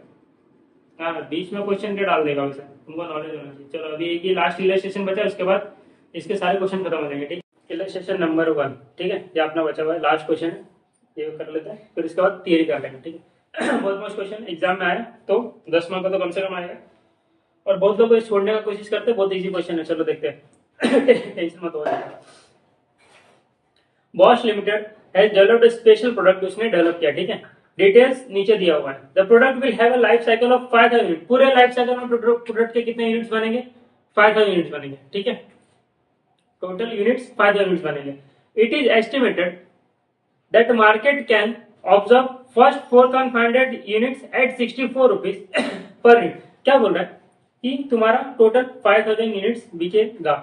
ठीक है, उसमें से जो 4500 यूनिट्स है ना, वो तुम्हारा एट द रेट 64 रुपीज में सेल हो जाएगा। 64 रुपीज में सेल हो जाएगा। और क्या बोल रहा है? ठीक है, and then the product will enter in the decline stage. फिर बाद में जो प्रोडक्ट आएगा, जो 500 यूनिट बचे रहेंगे, वो तुम्हारे डिक्लाइनिंग स्टेज के रहेंगे। ठीक है, ठीक है सर, डिक्लाइनिंग स्टेज करेंगे। नेक्स्ट क्या बोल रहा है? The company estimates the following cost structure. Direct labour 6 rupees per hour and other variable cost 19 rupees per unit लगता है। Fixed cost will be 40,000 rupees over the life cycle of the product, मतलब पूरे life cycle में product के जब तक 5,000 unit तुम्हारा बनेगा तब तक टोटल 40,000 का फिक्स कॉस्ट इनकर हो जाएगा। The labour rate and both of this cost will not change, product life cycle में कोई प्रोडक्ट तुम्हारा पर यूनिट चेंजेस होने वाला नहीं है। आगे क्या बोल रहा है, the first batch of 100 units, मतलब एक बैच में कितने यूनिट्स बन रहे हैं, एक बैच में तुम्हारे 100 यूनिट्स बन रहे हैं, ठीक है, बैच है तो एक बैच में 100 यूनिट्स बन रहे हैं, तो टोटल ऐसे तुम्हारे 50 बैच बनेंगे। नहीं समझा, तभी ना 5,000 यूनिट बनेगा, 50 बैच बनेंगे 100 के, तो हो गया तुम्हारा 5,000 यूनिट, तो 50 बैच बनेंगे टोटल। इतना समझ में आता है। हाँ आगे क्या बोल रहा है, will take 1,000 labour hours to produce, तो फर्स्ट बैच में तुम्हारा आवर्स लगेगा, यूनिट बनेगा 100 एंड आवर्स जो लगेगा वो 1,000 आवर्स लगेगा फर्स्ट बैच में, ठीक है। चलो इतना समझ में आता है। There will be 80% learning curve will continue until 2,500 units have been produced, तो जब जब तक तुम्हारा 2,500 यूनिट्स बनेगा तब तक तुमको लर्निंग कर्व का बेनिफिट मिलेगा, ठीक है। उसके बाद लर्निंग कर्व का बेनिफिट मिलना खत्म, बराबर है ना। अभी तुम आज रिवीजन, आज एक चैप्टर उठाए, ठीक है, उसको रिवीजन किए, तो फर्स्ट टाइम तुमको लगा 4 घंटा, फिर वापस रिवीजन किए, तो नेक्स्ट टाइम तुमको लगा 3 घंटा, फिर नेक्स्ट टाइम रिवीजन किए 2 घंटा। अब ऐसा टाइम थोड़ी ना आएगा कि बिना रिवाइज करे चल, तुमको कम से कम तो 2 घंटा अब लगेगा ना, ऐसा थोड़ा ना बिना रिवाइज के हो गया तुम्हारा खत्म हो गया पढ़ के, तो ऐसा नहीं होगा ना। तो जो मिनिमम कब तुम्हारा 2 बार के बाद लर्निंग को खत्म हो गया, तो वैसे इनका क्या बोल रहा है, जब 2,500 यूनिट तब तक बन जाएगा तब तक तुम्हारा लर्निंग को रहेगा, उसके बाद लर्निंग को खत्म, ठीक है। तो 2,500 यूनिट मतलब 25th बैच ना, 25th बैच तक तुम्हारा 2,500 यूनिट बन जाएगा ना, 25th बैच तक। फर्स्ट बैच में 100, सेकंड बैच में 200, एक और 100 बनेगा, तो 200 हो गया ना टोटल सेकंड बैच तक, थर्ड बैच में और 200, तो 100, तो 300 हो गया, फोर्थ बैच में और 100, तो 400 हो गया। ऐसे जगह 25th बैच तक तुम्हारा 2,500 यूनिट बन जाएगा टोटल, ठीक है। और यहाँ पर लर्निंग को एंड हो जाएगा, यहाँ पे लर्निंग को एंड हो जाएगा, ठीक है। आगे क्या बोल रहा है, batches after this level which will each take the same amount of time as 25th batch, तो क्या बोल रहा है, 25th बैच का जो आवर्स यहाँ पे लगेगा ना, जितने आवर्स लगेंगे 25th बैच को, 25th बैच बनाने के लिए जो आवर्स लगेंगे ना, वही आगे तुम्हारा 25th से 50th बैच तक लगेगा, मतलब 26th बैच 27th बैच सबको ना सेम टाइम लगेगा जो 25th बैच को लगेगा, ठीक है। तो कैसे निकालेंगे, 20 वही देखो लर्निंग होगा, मैंने कॉन्सेप्ट जो है कौन से सीएमटी चैप्टर में आई थिंक पढ़ा है मैंने, पूरा अच्छे से एक्सप्लेन किया, ठीक है। उसमें एग्जांपल के साथ जो सब बताया कि कैसे तुम्हारा जो फॉर्मूला डिराइव होता है, ठीक है, y equal to A B X वाला, ठीक है। तो वो एक बार देख लेना, तो जाके यहाँ पे ये लेक्चर देखना, तो तुमको ये क्वेश्चन समझ आएगा। यहाँ पे वापस से पूरा का पूरा डिटेल नहीं बता रहा हूँ, ठीक है। देखो अभी टोटल 25th बैच का टोटल कॉस्ट निकालो, टोटल निकालो, आर्ट्स कितना लग रहा है, तो टोटल 24th बैच का आर्ट्स निकालो, ठीक है। कैसे निकालोगे, पहले तो 25th बैच तक बनाने तक एक एक बैच को एवरेज आर्ट्स कितना लगता है वो निकालो, तो पूरे 25th बैच का टोटल कर दो, ठीक है। फिर 24th बैच तक बनाने का एक बैच का एवरेज आर्ट्स कितना लगता है, एवरेज मतलब 4 यूनिट बनाने के लिए टोटल 20 घंटा लगा, तो एवरेज आर्ट्स कितना लगा, 20 डिवाइड बाय 4, तो 5 घंटा लगा ना, वैसा। तो वैसा टोटल पहले एवरेज निकालो, फिर इंटू करके टोटल हो जाएगा, ठीक है। फिर 25th बैच का टोटल माइनस 24th बैच का टोटल, तो पता चलेगा ना 25th बैच बनाने में कितना लगा। नहीं समझा, टोटल 24th बैच बनाने में कितना आवर्स लगा वो निकालो, टोटल 25th तक बैच बनाने में टोटल आवर्स कितना लगा वो निकालो। अब टोटल में से टोटल माइनस करोगे तो जो बीच का बचा वो 25th बैच के लिए लगा ना। नहीं समझा, चलो अभी यहाँ पे समझेगा, ये हो गया। अब देखो the batch size will always be 100 units, her time batch का जो साइज है वो 100 यूनिट्स का आएगा, ठीक है। Calculate average selling price of the final 500 units, बोल रहा है 500 यूनिट्स है ना, ये कौन से सेलिंग प्राइस पे हम बेचेंगे ये नहीं पता हमको, ये पता है 4,500 जो 64 रुपीज में बेचेंगे, लेकिन 500 यूनिट कौन से सेलिंग प्राइस पे बेचेंगे वो हमको नहीं पता, ठीक है। तो इसका सेलिंग प्राइस तुम निकालो, that will allow the company to earn a total profit of 80,000, तो तुम्हारा कंपनी का प्रॉफिट टोटल 80,000 होना चाहिए, उसमें कोई छेड़खानी नहीं होनी चाहिए। तो तुम्हारा क्या 500 यूनिट्स के लिए सेलिंग प्राइस होना चाहिए from the product if the average time for 24 batches is 359.40, हमारा काम आसान कर दिया, 24 बैचेस का एवरेज निकाल दिया। मतलब क्या बोल रहा है कि first batch, second batch, third batch, fourth batch, ऐसा ऐसा करके 24th बैच तक का एवरेज टाइम तुमको बता दिया है, ठीक है। एवरेज टाइम मतलब कि ये पूरा टोटल लिया होगा आवर्स डिवाइड बाय 24 बैच किया होगा, तो एवरेज आवर्स निकला होगा कितना होगा 359.40, तो इसका एवरेज आवर्स बोला 359.40, तो पूरा 24 बैच बनाने में कितना टाइम लगा होगा, ये एवरेज आवर्स है ना एक बैच का, तो 24 बैच बनाने में कितना आवर्स लगा होगा, तो यहाँ पे कर लेते हैं 359.40 इंटू 24, तो टोटल 24 बैच बनाने में 8625 आवर्स लगा होगा। देखो तो देखो 24 average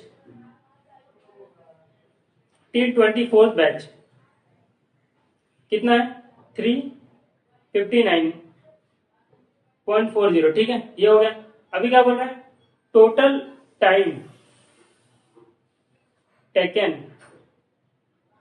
till 24 batch, total time कितना लगा होगा, जब एक बैच का एवरेज 359.40 लगा होगा तो 24 बैच को इंटू कर देंगे तो 8625.6 आवर्स लगा होगा, ठीक है, ये तुम्हारा लगा होगा किसको, टोटल 24 बैच का होगा। अब ऐसे जैसे एवरेज दिया 24 बैच तक का, वैसे 25th बैच तक का एवरेज हमको पता रहना चाहिए। अब वो कैसे निकालेंगे, तो देखो एवरेज निकालने मैंने क्या बताया था, देखो मैंने कैसे बताया था, समझ लो ऐसा एग्जांपल दे रहा हूँ, एक फर्स्ट यूनिट को समझ लो 100 आवर्स लग रहा है, ठीक है, तो सेकंड यूनिट को कितना लगेगा, इसका डबल, मतलब 8, मतलब फर्स्ट का डबल, सेकंड यूनिट को जो ये लर्निंग का तुम्हारा से डबल ऑफ द यूनिट्स पे अप्लाई होता है, वो मैंने बताया, ठीक है, वाले लेक्चर में।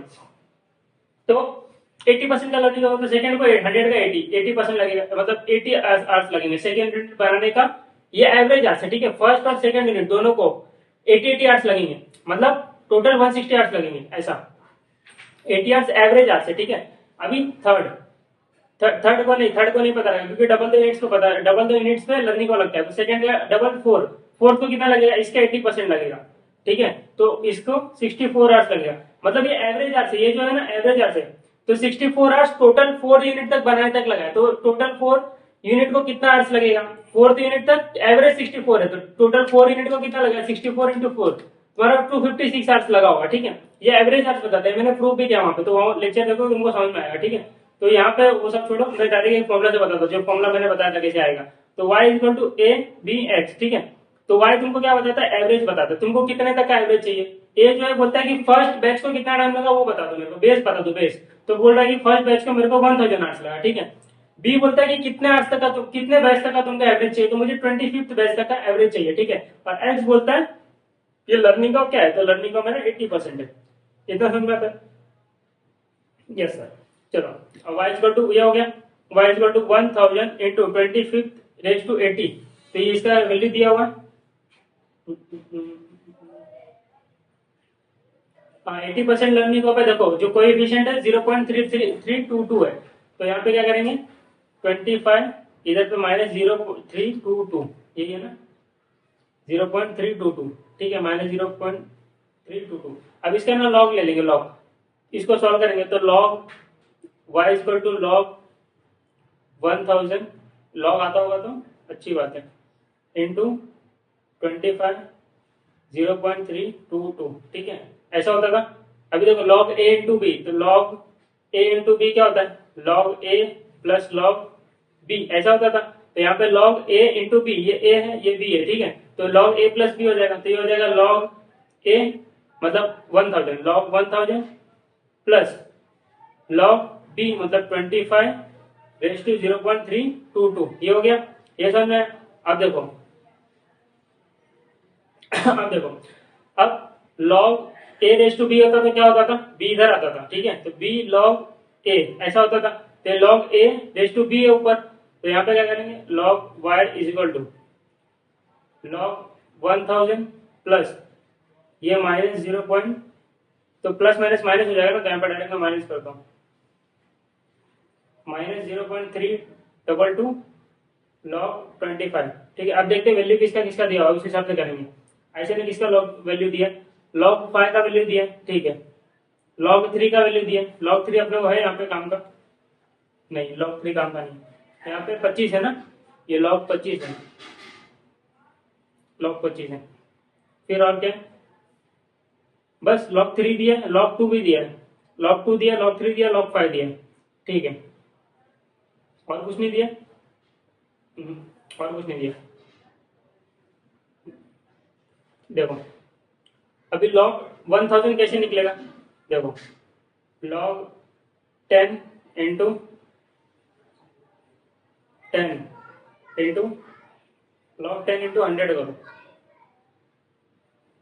ठीक है, और माइनस 0.322 इसको करो लॉग 5 इंटू 5 इंटू 5, तो 5 हो गया। अब देखो ये लॉग a इंटू बी हो गया, ये लॉग a इंटू बी हो गया, तो वापस से वही कर सकते हैं लॉग a प्लस बी, तो लॉग 10 प्लस लॉग 100 माइनस 0.322 और ये log 5 plus log 5, log 5 plus log 5, ठीक है। log 5 का तो वैल्यू दिया कितना दिया होगा 0.69897, 0.69897। तो यहाँ पे दिया है इसका वैल्यू 0.69897, फिर ये log 5 का वैल्यू दिया तो ये भी हो जाएगा 0.69897 और ये मल्टीप्लाई है ना -0.322, ये मल्टीप्लाई होगा, ठीक है। अभी देखो log 10, तो log 10 का वैल्यू कितना होता है 1 होता है, प्लस log 100 को भी वापस करेंगे log 10 इंटू 10 करेंगे, log 10 इंटू 10। देखो मैथमेटिक्स कैसे कर रहा हूँ मैं, log y, फिर यहाँ पे log y equal to 1 plus ये log a plus log b होगा तो वापस log 10 प्लस log 10 होगा, तो मैं डायरेक्ट 1 प्लस 1 कर दे रहा हूँ, 1 प्लस 1, ठीक है। माइनस अभी इसको मैं इसको सॉल्व करते हैं। ये 0.33 ब्रैकेट में था ना, ये ब्रैकेट वाले का, पहले ब्रैकेट वाली चीज सॉल्व होगी बाद में बाहर वाली चीज सॉल्व होगी, ये याद रखना। 0.69897, ठीक है, इंटू 2 कर दूंगा तो भी वही होगा, फिर इंटू 0.322, ये हो गया तुम्हारा 3। अब इसको माइनस कर देंगे 3 में से माइनस कर देंगे, तो डायरेक्ट मैं सॉल्व कर दे रहा हूँ, ठीक है। आंसर कितना आएगा वो डायरेक्ट लिख दे रहा हूँ, +3, तो ये तुम्हारा गया 2.5498, 2.5498। इसका एंटीलॉग दिया, ये दिया होगा, देखो तो क्या 2. ये लॉग के साथ ही आएगा, लॉग के साथ नहीं, सॉरी 2.54986332। अब देखो, अब यहाँ से y का आंसर चाहिए ना मुझे, लॉग थोड़ी नहीं चाहिए, तो मेरे को क्या लेना पड़ेगा एंटी लॉग लेना पड़ेगा, तो मैं लूंगा इसका एंटी लॉग ऑफ y। तो यहाँ पे anti log of log y, anti log of 2.54986332, ठीक है। अब मैं इसका एंटी लॉग लूंगा तो यहाँ से लॉग हट जाएगा, ठीक है। और एंटी लॉग ऑफ ये दिया हुआ है ऐसे है ना, यहाँ पे क्वेश्चन में ये सब दिया रहेगा, टेंशन मत लो। 2.54, यहाँ पे देखो एंटी लॉग ऑफ 2.549863 कितना है 354.70, तो ये दिया हुआ है 354.70, तो ये मुझे मिल गया 250th बैच तक, 25th बैच तक का एवरेज प्राइस पता चल गया, ठीक है। तो अब टोटल 25th बैच का मुझे पता चल जाएगा, देखो ना मैं 25th बैच का निकालो ना, यहाँ देखो 25th बैच तक का एवरेज प्राइस मैंने निकाला है, तो मुझे अब टोटल 25th बैच के लिए कितना लगेगा, तो टोटल आवर्स फॉर 25 बैचेस कितना लगेगा, एक बैच को 354 एवरेज लग रहा है, तो इंटू टोटल 25 बैच को कितना लगेगा, तो 354.70 इंटू 25, तो 8867.5। और देखो यहाँ पे मैंने ये भी लिखा था कि टोटल 24, देखो टोटल 24 तक कितना टाइम लगा, टोटल 25 तक कितना टाइम लगा, तो टोटल 25 में से टोटल 24 निकाल दो, तो जो बीच का बचा है वो 25th बैच को लगा ना उतना टाइम, तो 25th बैच को मुझे पता करना था कि 25th बैच को कितना टाइम लग रहा है, तो ठीक है। तो अभी इसमें से देयरफॉर टाइम टेकन, देखो ऐसा, ये टोटल टाइम है, ये टोटल टाइम 25 बैच का, ठीक है, ये टोटल टाइम 25 बैच का, और ये टोटल टाइम 24 बैच का, ठीक है, ये 24 बैच का टोटल टाइम, और ये नीचे तक पूरा 25 बैच का टोटल टाइम। तो ये पूरे टोटल टाइम में से, ये पूरे में से मैं इतना सा माइनस कर दूं, इतना सा नहीं समझ रहा है, वापस समझ, देखो ये बॉक्स है,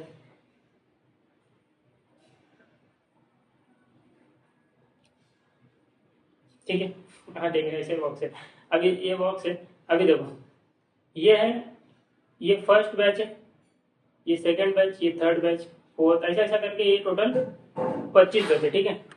तो अब ये जो टोटल टाइम लग रहा है, ये 25 बैच तक का टोटल टाइम लग रहा है, ठीक है, ये 25 बैच तक का टोटल टाइम लग रहा है, ये समझ में, ठीक है। अब मैं क्या कर रहा हूँ, इसमें से 24 बैच तक का, यहाँ तक का 24 बैच तक का टाइम यहाँ तक का माइनस कर दे रहा हूँ, ठीक है, इतना टाइम में माइनस कर दे रहा हूँ, ठीक है। इतना टाइम मैं माइनस करता था 24 बैच तक का, ठीक है। तो ये जो बच जाएगा, इतना जो बच जाएगा तुम्हारा, ये टाइम जो बच जाएगा, ये जो बच जाएगा, ये 25 बैच को टाइम लगा ना, 25th बैच को बनाने का टाइम लगा। और क्वेश्चन में बोला कि 25th बैच की जो टाइम लग रहा है वो पूरा तुम्हारा नेक्स्ट 50 बैच तक लगेगा, ठीक है। वो पूरा 5,000 यूनिट तक बनाने तक, मतलब जो 26 बैच 27 वो टाइम लगेगा, ठीक है। तो मैं यही कर रहा हूँ, time taken for total time taken for 25 batch, total time taken for 24 batch, इसमें से माइनस कर दूं तो जो बचेगा वो 25th बैच को बनाने के लिए लगा है, ठीक है। इतना समझो। तो अभी मैं इसको यहाँ पे कर देता हूँ।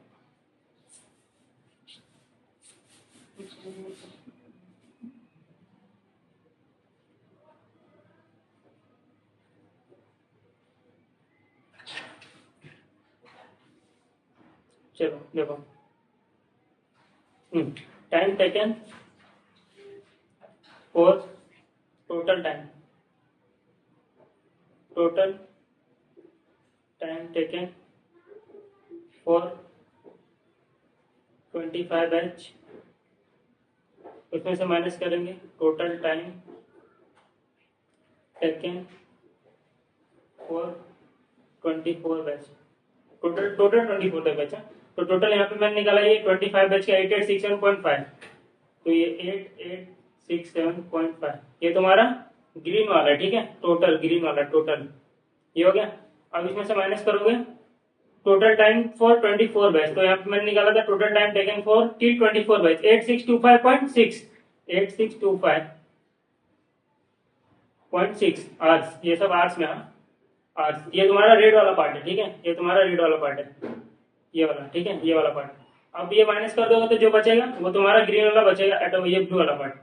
तो यार माइनस कर दो, 8867.5 माइनस 8625.6, ये कितना 241.9, 241.9। तो ये तुम्हारा जो है ना, ये है तुम्हारा time taken for 25th batch बनाने में ये टाइम लगा। तो therefore from 26th batch till 50th batch, मतलब 50 बैच बनेगा ना, टोटल 5 यूनिट बना है। Time taken is till from 26th batch till 50th batch, average time taken ये तुम्हारा आ जाएगा 241.9, ठीक है। तो अब जो बाकी के 25 बैच है, मतलब 26 से लेकर 50 तक, तो उसका आर्स कितना हो जाएगा। तो देयरफॉर आर्स, टोटल आर्स अगर मैं निकालू, टोटल आर्स फॉर 5000 यूनिट्स, तो ये कैसा होगा। एक तो हो जाएगा तुम्हारा 25 बैच तक का total time till 25th batch तक का। फिर तुम्हारा ऐसा कर देता हूँ ना, 1 to 25, 26 to 50, ठीक है, 26 to 50। तो 1 to 25, टोटल 25 तक का तो हमको पता ही, हमने यहीं पे निकाला ना, यही तो है तुम्हारा 8867.5।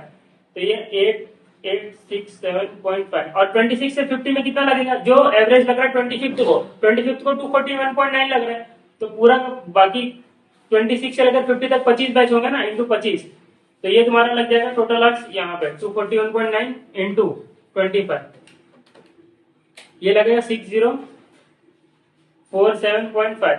तो ये दोनों आवर्स को मैं अगर कंबाइन कर दूं तो मेरा टोटल आवर्स हो जाएगा 50 यूनिट्स के लिए, 5000 यूनिट्स के लिए, तो प्लस 8867.5, ठीक है।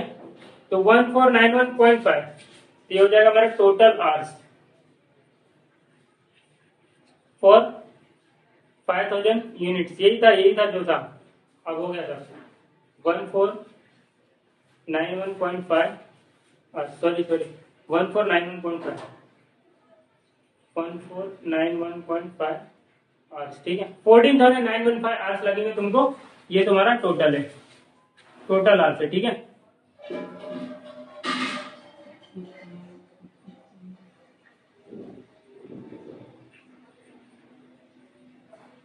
ये हो गया,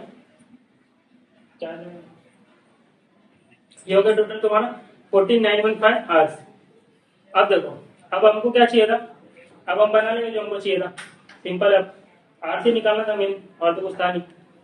ठीक है, चलो देखो। हाँ, अब देखो तुम्हारा कौन कौन सा खर्चा है यहाँ पे। सबसे पहला खर्चा है तुम्हारा डायरेक्ट लेबर का, ठीक है। डायरेक्ट लेबर, डायरेक्ट लेबर का क्या खर्चा है तुम्हारा, 6 रुपीज लग रहा है पर आवर। और तुमको पता है टोटल आवर्स कितने लगने वाले, ये वाला मैंने निकाला 14,915 इतने आवर्स लगेंगे। तो मेरा टोटल कितना हो जाएगा इंटू 6 रुपीज, टोटल खर्चा हो गया 89,490, इतना हो गया लेबर आवर्स का खर्चा। और क्या बोल रहा है, और क्वेश्चन में क्या दिया हुआ, डायरेक्ट लेबर हो गया। Other variable cost 90 rupees per unit लग रहा है, ठीक है। तो other variable cost, other variable cost 90 rupees per unit लग रहा है, टोटल 5000 यूनिट है इंटू 19 रुपीज। तो ये तुम्हारा कॉस्ट कितना आ जाएगा, 5000 इंटू 19 रुपीज, तो 95,000, ठीक है। 95,000 का ये कॉस्ट आ गया। और कुछ बचा हुआ, हाँ फिक्स कॉस्ट हमारा लगेगा 40,000 पूरा लाइफ साइकिल में। तो फिक्स कॉस्ट दिया हुआ है, फिक्स कॉस्ट ये तुम्हारा दिया हुआ है 40,000 था ना, कितना था 40,000, हाँ 40,000, ये तुम्हारा दिया हुआ है 40,000, ठीक है। और कुछ दिया हुआ कॉस्ट, और कुछ नहीं दिया हुआ, तो ये हो गया मेरा टोटल कॉस्ट। चलो अब मेरे को प्रॉफिट कितना चाहिए, डिजाइड, डिजाइड प्रॉफिट यहाँ पे दिया हुआ था, कहाँ पे दिया, कहाँ पे दिया,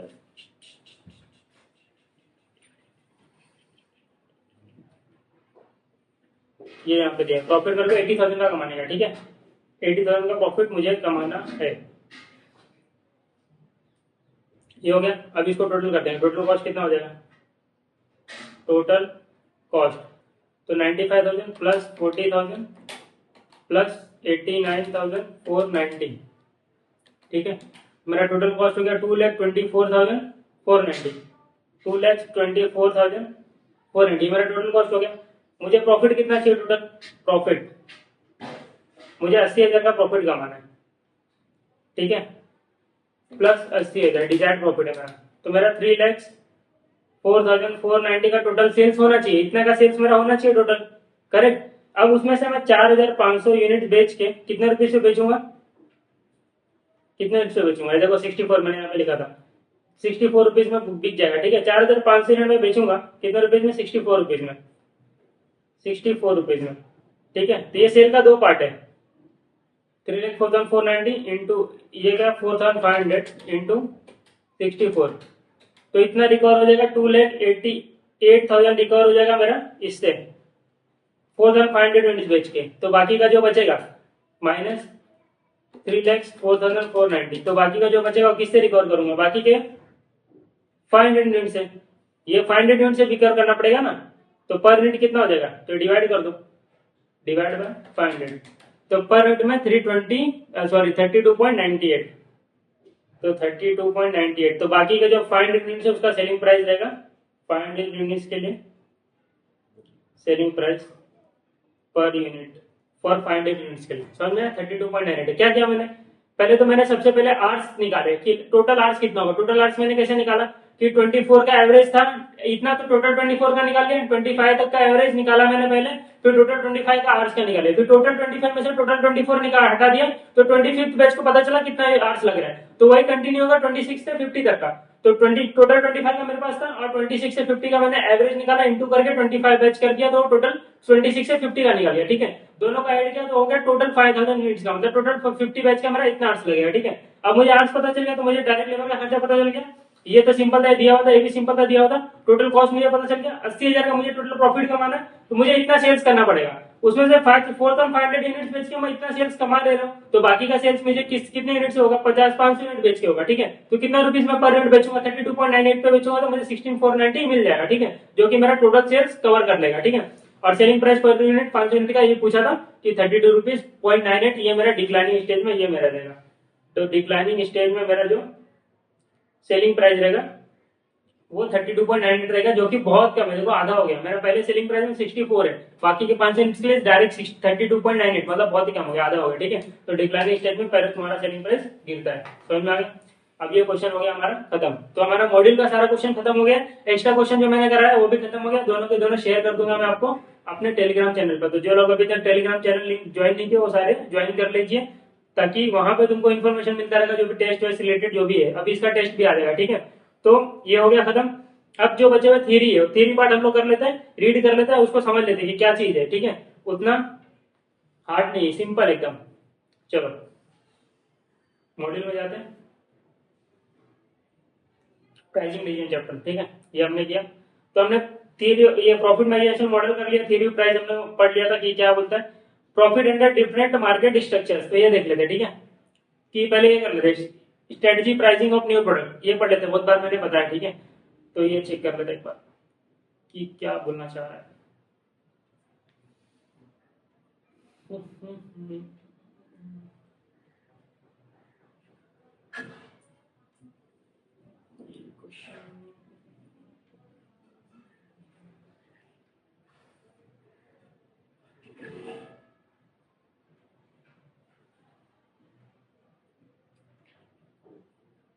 ठीक है भैया, ये तो ऊपर आ गया scheme strategic pricing of new product.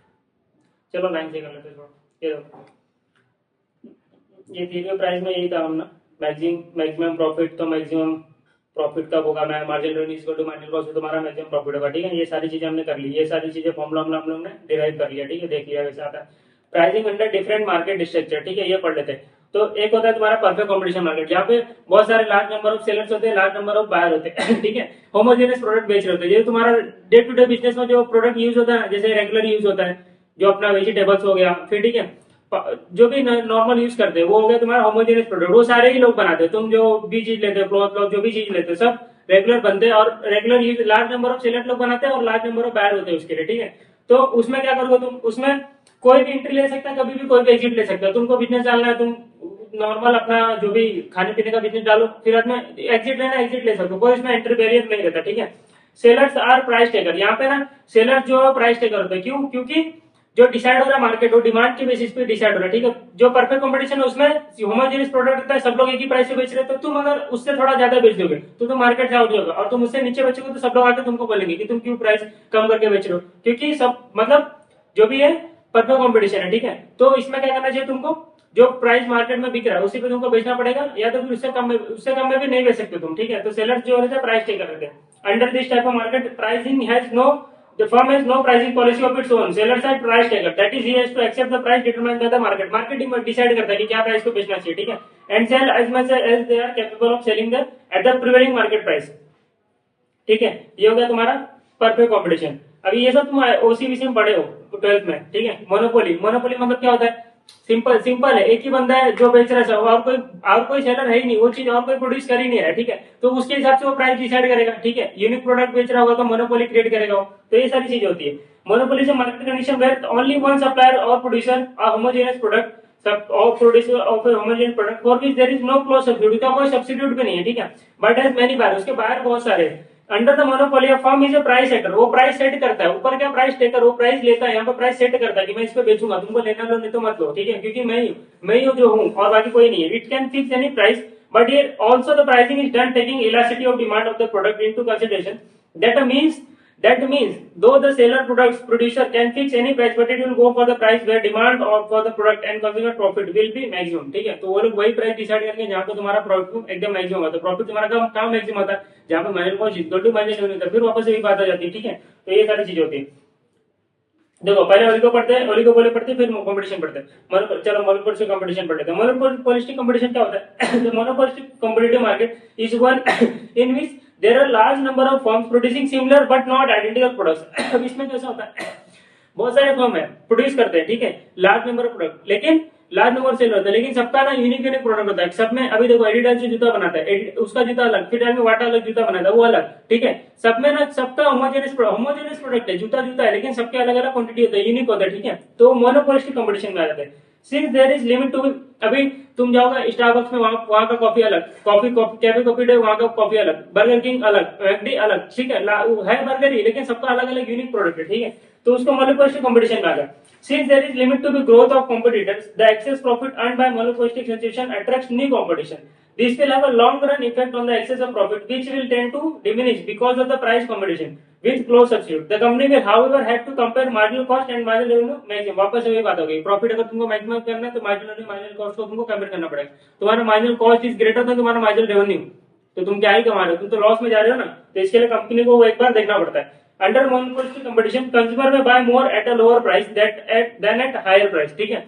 The profit can be maximize by equating marginal, ये भाई वापस में बात कर रहे हैं, प्रॉफिट का तुम्हारा मैक्सिमम होगा जब marginal is equal to marginal cost होगा, ठीक है। ओलिगोपोली मतलब क्या होता है, market structure where there are few firm, बहुत ही कम फर्म है, प्रोड्यूसिंग और सेलिंग होमोजेनियस प्रोडक्ट। अभी देखो फ्लिपकार्ट हो गया, अमेज़न हो गया, ये सब ओलिगोपोली है, बहुत ही कम लोग हैं, छोटे मोटे ये लोग, मतलब बहुत छोटा ग्रुप है, ठीक है। और छोटा group large number of product बेच रहा है, आइडेंटिकल होमोजेनियस प्रोडक्ट बेच रहा है, ठीक है।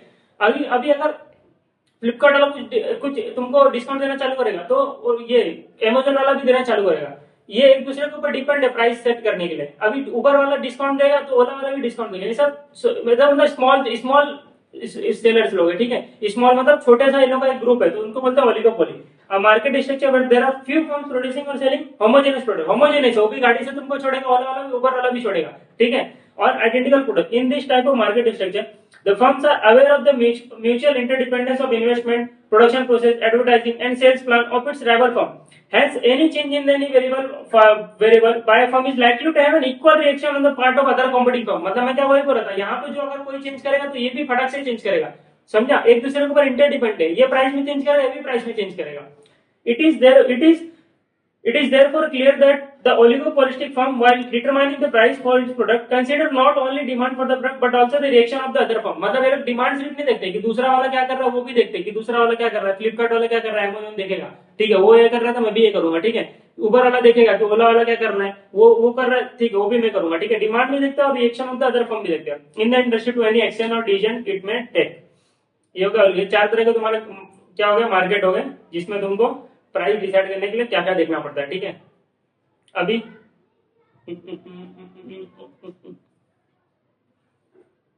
देखो प्रिंसिपल्स ऑफ प्रोडक्ट प्राइसिंग, अभी इसमें क्या होगा, जब भी तुम प्रोडक्ट का प्राइस डिसाइड करोगे, अभी ये सारी चीजें ना तुम्हारे केस स्टडी में आएगी, अभी वहां पे रिलेट करने के टाइम पर मैं तुमको बताऊंगा कि इसको कैसा यूज करना है। एक्चुअली मैं वहीं पे बताना चाहिए था, लेकिन चलो अभी पढ़ा तो यहाँ पे बताया तो वहां पे बताऊंगा तुमको, ठीक है, कि इसको कैसा यूज करेंगे वहां पे। अभी प्रिंसिपल ऑफ प्रोडक्ट प्राइसिंग, जब प्रोडक्ट का प्राइसिंग करते हैं ना, सिर्फ कॉस्ट हमारा मेन इंपॉर्टेंट फैक्टर नहीं होता है, कॉस्ट सिर्फ कॉस्ट को देखकर तुम प्राइस नहीं डिसाइड करोगे, तुम देखोगे कि तुम कौन सा प्रोडक्ट बेच रहे हो, क्वालिटी देखोगे, किसको बेच रहे हो वो देखोगे, ठीक है। तुम कौन से, जैसे देखो अभी जैसे कि मोबाइल बेच रहे, ठीक है, मोबाइल बेचने में अब तुम मोबाइल बेच रहे हो तो उसमें तुम 32 GB का स्टोरेज भी दे सकते हो, 64 GB का भी स्टोरेज दे सकते हो, ठीक है, 128 का भी, तो सबके लिए थोड़ी ना सेम प्राइस होगा, सबके लिए अलग अलग होगा ना। तो प्रोडक्ट लाइन के हिसाब से भी हम डिसाइड करेंगे कि कौन सा प्रोडक्ट लाइन हम बेच रहे हैं और किस पर्सन को बेच रहे हैं, वो भी डिसाइड करता है कि तुम्हारा प्राइस कैसा होना चाहिए। तो प्राइस कस्टमाइजेशन क्या बोलता है कि based on product line, based on the requirement of the consumer product, उसको क्या रिक्वायरमेंट है उस हिसाब से हम उसका प्राइस डिसाइड करेंगे, ठीक है। सबके लिए सेम प्राइस नहीं रख सकते। Based on customer past behaviour, अगर कोई कस्टमर तुम्हारे साथ अच्छे से बिहेव कर रहा है, वो तुमको जल्दी पैसा दे देता है, ठीक है, कोई आनाकानी नहीं करता है, तो तुम उसके लिए डिस्काउंट भी दे सकते हो ना, तो उस बेसिस पे भी प्राइस डिसाइड होता है। कॉस्ट सिर्फ एक फैक्टर नहीं होता है, बेस्ड ऑन डेमोग्राफिक, ठीक है। तो अभी तुम जैसे कि सीनियर सिटीजन लोगों को अलग से डिस्काउंट मिलता है, ऐसा अलग अलग लोगों को अलग अलग डिफरेंट टाइप ऑफ, अगर कोई इकोनॉमी बैकवर्ड क्लास है उसके लिए अलग प्राइस डिसाइड कर दो, तो वो चीजें नहीं होती तुम्हारे प्राइस को डिसाइड करने के लिए। तो डेमोग्राफिक पे देखो कि किसको तुम बेच रहे हो प्रोडक्ट, ठीक है। फिर उसके बाद based on the time differential, pricing of product और services also done on the basis of time differential, that is जैसे एसी, तुम अभी एसी ठंडी में बेचोगे प्राइस कम रहेगा, एसी तुम गर्मी में बेचोगे प्राइस हाई रहेगा, फ्रिज तुम ठंडी में बेचोगे प्राइस कम रहेगा, गर्मी में बेचोगे प्राइस हाई रहेगा, ठीक है। फिर छतरी बिरला बारिश के टाइम पे बेचोगे प्राइस हाई रहेगा, उसके बाद बेचोगे प्राइस बहुत ही कम रहेगा, ठीक है। तो कुछ चीजें होती है जो तुम्हारे टाइम डिफरेंशियल पर डिपेंड होती है कि टाइम के हिसाब से, ठीक है, different price for different time period. For example, discounted price for data use provided by broadband service provided if subscription paid for 6 months at a time। तो ये अलग से एग्जांपल दिया है, ठीक है। तो ये सारी चीजें होती है तुम्हारे प्राइस को, प्रिंसिपल ऑफ प्रोडक्ट प्राइसिंग। तो सिर्फ कॉस्ट नहीं होता है, और भी चीजें होती है। तो इसमें ये तुम एक क्वेश्चन में आया भी था कि ये सारी चीजें लिखनी थी कि प्रिंसिपल प्रोडक्ट प्राइसिंग का प्रिंसिपल बताओ। तो ये सारी चीजें प्राइस कस्टमाइजेशन के लिए तुम क्या क्या देखोगे, तुम देखोगे कि तुम किसको बेच रहे हो, तुम कौन सा प्रोडक्ट लाइन बेच रहे हो, ठीक है, तुम कौन से कस्टमर को बेच रहे हो, तुम्हारा कस्टमर कैसा है, अच्छा है, लॉयल है, तो उसको अलग अलग तरह से तुम डिस्काउंट दे सकते हो, ठीक है। प्राइस सेंसिटिविटी, प्राइस सेंसिटिविटी मतलब क्या होता है कि प्राइस के ऊपर नीचे होने से कब तुम्हारा डिमांड ऊपर नीचे होगा। तो क्या क्या चीजें जो प्राइस सेंसिटिविटी को अफेक्ट नहीं करती, कौन सी चीज अफेक्ट करती है। तो अगर तुम्हारे प्रोडक्ट का यूनिक वैल्यू इफेक्ट रहेगा, मतलब यूनिक चीजें रहेगी, तो प्राइस में ऊपर नीचे करने से कुछ तकलीफ नहीं होगा। अगर यूनिक रहेगा तो कस्टमर क्या बोलेगा, चलो ठीक है यूनिक चीज है, मैं प्राइस नहीं देखूंगा, प्राइस कितना भी होगा मैं दूंगा, चाहे वो कम रहे चाहे वो ज्यादा रहे, ठीक है। तो यूनिक रहेगा तो मोर यूनिक प्रोडक्ट तुम्हारा lower the price sensitivity, price sensitivity बहुत ही कम रहेगा, ठीक है। सब्स्टिट्यूट अवेयरनेस इफेक्ट, अगर देखो तुम्हारे प्रोडक्ट का कोई सब्स्टिट्यूट है तो तुम्हारे प्राइस में ऊपर नीचे होने से तुम्हारा प्रोडक्ट का डिमांड ऊपर नीचे हो जाएगा, ठीक है। अगर तुम्हारे प्राइस का सब्स्टिट्यूट नहीं है तो तुम्हारा प्राइस को ऊपर नीचे करने से कोई तुम्हारे सेंसिटिविटी के ऊपर फर्क नहीं पड़ेगा, तुम्हारा कोई डिमांड ऊपर नीचे नहीं होगा, ठीक है। If the buyers are aware of the substitute, buyer को अगर पता है कि भाई ये चीज का ये सब्स्टिट्यूट है, तो ये अगर प्राइस बढ़ाएगा तो मैं उधर चले जाऊंगा लेने के लिए, तो तुम्हारे प्रोडक्ट के डिमांड पे फर्क पड़ेगा, अदरवाइज नहीं पड़ेगा, ठीक है। And this perform the same function then the buyers price sensitivity will be high. तो ये बोल रहा है कि अगर तुम्हारे बायर को पता है कि अगर इस प्रोडक्ट का सब्स्टिट्यूट है तो तुम्हारा प्राइस सेंसिटिव इज हाई, ठीक है। Difficult comparison price effect, price sensitivity will be low if the buyer is difficult comparing to alternatives. Buyer अगर कंपेयर करना दो चीजों को, लेकिन वो कंपेयर नहीं कर पा रहा है, उसको लग रहा है कि नहीं ये मतलब इसका कंपेरिजन है ही नहीं, तो फिर तुम्हारे प्राइस पे कुछ फर्क नहीं पड़ेगा। अगर उसका कंपैरिजन है कि ये नहीं तो चल ठीक है ये ले लूंगा, कंपैरिजन कर पा रहा है, ठीक है, कि इसमें ये चीज है इसमें ये चीज है, कंपेरेबल नहीं होना चाहिए, डिफिकल्ट होना चाहिए, तो तुम्हारे प्रोडक्ट का प्राइस जो है वो ऊपर नीचे करने में तुम्हारा डिमांड ऊपर नीचे होगा, मतलब लेस सेंसिटिव तुम्हारा प्रोडक्ट, ठीक है, प्राइस सेंसिटिव तुम्हारा प्रोडक्ट नहीं है। टोटल एक्सपेंडिचर, अभी देखो क्या बोल रहा है, if the expenditure on the product represent a low proportion of the consumer's income, the price sensitivity will be less visible for us। अभी कोई बंदा लाख रुपए 2 लाख रुपए कमा रहा है, अगर वो 10,000 का खर्चा करने जाएगा तो उसको नहीं फर्क पड़ेगा, लेकिन जो 20,000 कमा रहा है वो 10,000 खर्चा करने जाएगा तो उसको बहुत फर्क पड़ेगा। तो लोगों के इनकम के ऊपर डिपेंड करता है, तो तुम्हारा प्रोडक्ट प्राइस सेंसिटिव उसके लिए है कि नहीं है। अगर उसका वो लार्ज इनकम वाले ग्रुप में आता है और वो अगर कुछ खर्चा करे तुम्हारा प्रोडक्ट, तो उसके लिए तुम्हारा प्राइस बढ़ाना या कम करना उसको कुछ फर्क नहीं पड़ेगा। अगर उल्टा के देखा जाएगा तो जो कम ग्रुप वाले उनके, जो लो इनकम ग्रुप वाले उनके लिए फर्क पड़ेगा, ठीक है। तो वो लिखा हुआ है आगे क्या बोला, and benefit effect, buyers are less price sensitive where the expenditure on the product is low compared to the total cost of the end product, ठीक है।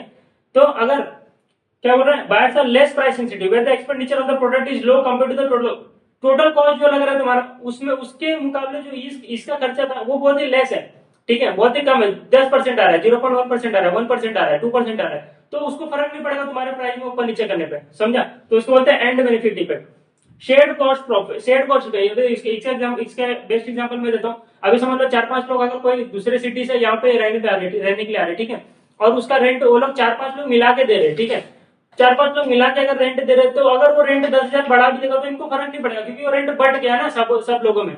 हाँ, अगर ऐसा होता कि एक जन अकेला रेंट दे रहा है और फिर तुम प्राइस बढ़ाओ, तो उसको फिर सोचना पड़ेगा कि नहीं अब भाई फ्लैट छोड़ना पड़ेगा, दूसरे फ्लैट में जाना पड़ेगा।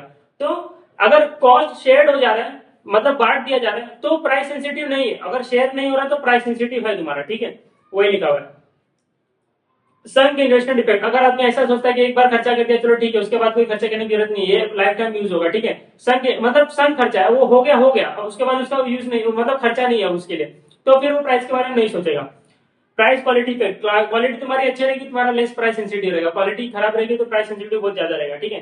तो ये सारी चीजें तुम्हारी थी तुम्हारा प्राइस सेंसिटिविटी के बारे में। तो इसमें से तुमको सब नहीं याद रखना, तुमको कुछ 4-5 चीजें भी याद आएगी ना एग्जाम में तो बहुत सिंपल है। टोटल एक्सपेंडिचर देख लो, इनकम के बेसिस पे देख लो, फिर तुम्हारा क्वालिटी के वैल्यू बेसिस पे देख लो, यूनिक वैल्यू है तो वो देख लो, फिर ये सारी चीजें तो नॉर्मल, इसमें ज्यादा कुछ दिमाग लगाने की जरूरत नहीं है, ठीक है। अब तुम्हारा क्या बचा, प्राइसिंग मेथड क्या होता है। अब देखो एक होता है तुम्हारा कंपटीशन बेस्ड, उसके अंदर दो चीज आती है, एक होता है कॉस्ट बेस्ड, एक होता है वैल्यू बेस्ड, ठीक है। अब कॉस्ट बेस्ड तो बहुत सिंपल है, जो अभी हमने क्वेश्चन किया इसके पहले एक बार क्वेश्चन किया जिसमें कॉस्ट प्लस प्राइसिंग हम लोग ने लगाया कि कॉस्ट टोटल है उसके ऊपर प्राइसिंग लगा देंगे, 25% of profit cost, 25% on sales, ऐसा जो भी हो, कॉस्ट के ऊपर है तो कॉस्ट के ऊपर कभी प्रॉफिट लगाएंगे, ठीक है। तो होगा कॉस्ट बेस्ड प्राइसिंग मेथड। अभी कॉम्पिटिशन बेस्ड प्राइसिंग मेथड में क्या होता है कि अगर मार्केट में बहुत कॉम्पिटिशन बहुत ज्यादा है, तो ये वाला क्वेश्चन हमने किया। कंपटीशन बेस्ड प्राइसिंग मेथड में क्या होता है कि अगर तुम्हारा मार्केट में बहुत ज्यादा कंपटीशन है तो तुमको क्या करना पड़ेगा, जो प्राइस मार्केट में चल रहा है उसी के साथ चलो, नहीं तो तुम कंपटीशन से बाहर हो जाएगा, तो उसको बोलते हैं गोइंग रेट प्राइसिंग।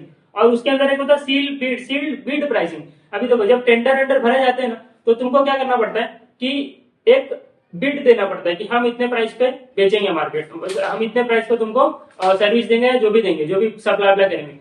तो तुमको ना सील मतलब सील करके उसको देना पड़ता है, ठीक है।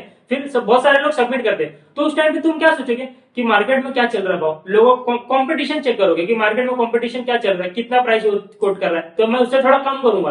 तो कंपटीशन के बेसिस पे तुमने प्राइस डिसाइड किया ना, जब कंपटीशन के बेसिस पे प्राइस डिसाइड किया तो उसको बोलेंगे कि तुमने जो बिड रखा, तुमने आस्क रखा अपना, जो तुमने प्राइस डिसाइड किया वो कंपटीशन को देख के किया, तो उसको बोलेंगे सील्ड बिड प्राइसिंग, ठीक है। और कंपटीशन को देख के तुम उनके साथ चले गए तो उसको बोलेंगे गोइंग रेट प्राइसिंग, ठीक है। तो ये कंपटीशन के अंदर आते हैं दोनों, ठीक है।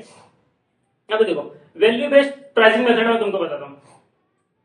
वैल्यू बेस्ड प्राइसिंग मेथड क्या होता है, इधर से देखो, कॉस्ट ऑफ सेल्स होता है, उसमें वो लोग प्रॉफिट करते हैं और तुमको प्राइस बताते हैं, ये प्राइस होगा, ठीक है। अभी अभी क्या बोल रहे हैं कि परसीव्ड वैल्यू मतलब क्या होता है कि कस्टमर ने खाना खाया, चलो रेस्टोरेंट में गया, ठीक है, रेस्टोरेंट में गया, कस्टमर खाना खाया और उसको लगा कि बहुत बहुत अच्छा खाना था, ठीक है। तो उसने बोला 100 का 200 का बिल हुआ सर, तो तुमने ना उसको ना 300 दिया, ठीक है। तो जो एक्स्ट्रा 100 रुपया उसने दिया ना, वो बोला मेरे को बेनिफिट मिला, ये मेरे को बेनिफिट मिला, अलग से बेनिफिट मिला, मेरे को मतलब बहुत अच्छा लगा। तो ये जो तुमने एक्स्ट्रा 100 रुपया दिया ना, वो तुम्हारा परसीव्ड वैल्यू था, ठीक है। परसीव्ड वैल्यू माइनस प्राइस, वो तुम्हारा बेनिफिट टू कस्टमर था, मतलब जो प्राइस था 200 और तुमने जो 300 रुपया दिया ना, 300 रुपया परसीव्ड वैल्यू, ठीक है। 200 रुपया तुम्हारा प्राइस था, 100 रुपया तुमको बेनिफिट हुआ, तुमने अलग से दिया, ठीक है। तो ये तुमको समझा। लेकिन फिर उसके बाद तुमने क्या बोला कि इससे अच्छा तो कुछ हो ही नहीं सकता, ठीक है। उसके लिए तुमने और 50 रुपया एक्स्ट्रा दिया, मतलब अब तो ये एकदम वन ऑफ द बेस्ट है। तो तुमको और जो तुमने बोला कि ये एक ट्रू इकोनॉमिक वैल्यू, मतलब इसकी प्राइस 200 नहीं होनी चाहिए, इसकी प्राइस तो 350 होनी चाहिए था। तो जो 50 रुपए तुमने और एक्स्ट्रा दिया ना, वो तुमने उसको देख के क्या, मतलब ठीक है 300 रुपया ठीक है, लेकिन जो मैं एक्स्ट्रा दे रहा हूँ 50 रुपया, इससे बेटर तो और कुछ हो ही नहीं सकता, वन ऑफ द बेस्ट है। तो 350 ट्रू इकोनॉमिक वैल्यू हो गया और परसीव्ड वैल्यू तुम्हारा 300 हो गया, 50 रुपया में और एक्स्ट्रा बढ़ा के दिया, ठीक है। अभी जो तुमको 100 मिला तो तुमने बेनिफिट का दिया, 50 रुपया और एक्स्ट्रा उसके ऊपर दिया, वो होता है ट्रू इकोनॉमिक। अभी देखो इसका मैं क्वेश्चन करा तुमको अच्छे से समझ आएगा। ये देखो सिस्टम एक्स स्क्वायर, ठीक है। क्या बोल रहा है, a customer wants to buy a system for a single year with plans use of 2500 hours, ठीक है। उसको 2500 आवर्स यूज करना है, ठीक है। क्या दिया हुआ सिस्टम एक्स, ऑपरेटिंग कॉस्ट कितना है इसका 5 रुपीज पर आवर लग रहा है, और probability of system crash is 10%, मतलब सिस्टम क्रैश होने का प्रोबेबिलिटी कितना 10% है, और तुम प्राइस उसके लिए कितना दे रहे हो 37,500 दे रहे हो, ठीक है। अब तुम उसके लिए 37,500 रुपीज दे रहे हो, और क्या बोल रहा है system X square find the true economic value if for the system X square, तो cost of the system crash to the buyer is 1 lakh, अगर क्रैश होता तो कॉस्ट बायर को 1 लाख रुपए का खर्चा आता, ठीक है। तो क्या बोल रहा है कि अगर पहले वाले सिस्टम एक्स में अगर तुमको क्रैश होता 10% तुमको प्रोबेबिलिटी की सिस्टम तुम्हारा क्रैश हो जाए, तो 1 लाख का 10% मतलब तुमको कितना पे करना पड़ता था 10,000 रुपीज पे करना पड़ता था। लेकिन अभी यहाँ पे क्या बोल रहा है कि यहाँ पे सिस्टम एक्स स्क्वायर में जो क्रैश होने का जो प्रोबेबिलिटी है ना, वो बहुत ही कम है, 0.5% है। तो तुमको 9.5% का बेनिफिट हुआ ना, जब तुमको 9.5% का बेनिफिट हुआ तो तुम बोलोगे नहीं ट्रू इकोनॉमिक वैल्यू इसका ये नहीं, मैं तो मेरे को इतना बेनिफिट हो रहा है, मैं इसको एक्स्ट्रा और पैसा दूंगा। तो कितना दूंगा मैं, मेरा जितना सेव हो रहा है, मेरा कितना सेव हो रहा है 9.5% हो रहा है, तो 1 लाख का मेरा 9.5% सेव हो रहा है, तो मेरा 9,500 से हो रहा है, तो मैं 9,500 रुपीज और दूंगा, मैं बोलूंगा ले भाई ले और पैसा ले, ठीक है। लेकिन अब वही ऑपरेटिंग कॉस्ट में आता हूँ, तो ये 5 रुपए ऑपरेटिंग कॉस्ट था, यहाँ पे आ गया ना ऑपरेटिंग कॉस्ट 7.5 हो गया, तो तुम बोलोगे नहीं ये भाई गलत बात है, 2.5 तो एक्स्ट्रा ले रहा है, तो ये तो मेरे को लॉस हो रहा है। तो मेरे को लॉस कितना हो रहा है 2.5 का मेरे को लॉस हो रहा है, कितने आर के पीछे ये पर आर है, ठीक है। तो 2,500 आर का सिस्टम है, तो 2,500 मतलब मेरे को 6250 का लॉस हो रहा है। तो मैं बोल रहा हूँ कि मेरे को ये बेनिफिट हो रहा है, मैं तुमको एक्स्ट्रा पैसे दूंगा, मेरे को ये लॉस हो रहा है मैं तुमको नहीं दूंगा, ठीक है। और मैं खरीदा था 37,500 में, तो इसका मैं एक्स्ट्रा पैसा और दे सकता हूँ, ठीक है। तो इसका ट्रू इकोनॉमिक वैल्यू में अगर मैं निकालने जाऊँ तो 37,500 तो मेरा वहां पे भी खरीदा था, तो यहाँ पर 37,500 तो बनता है तुम्हारा बॉस, लेकिन तुम्हारा जो 9.5% एक्स्ट्रा तुम मेरे को बेनिफिट दे रहे हो पैसा मैं तुमको अलग से दूंगा, ये that is true economic value, मैं 9,500 तुमको और दूंगा। लेकिन सर तुम वेरिएबल कॉस्ट में हमसे ज्यादा पैसे ले रहे हो, तो हमको ना लॉस हो रहा है 6,250 का, तो ये मैं लेस कर दूंगा।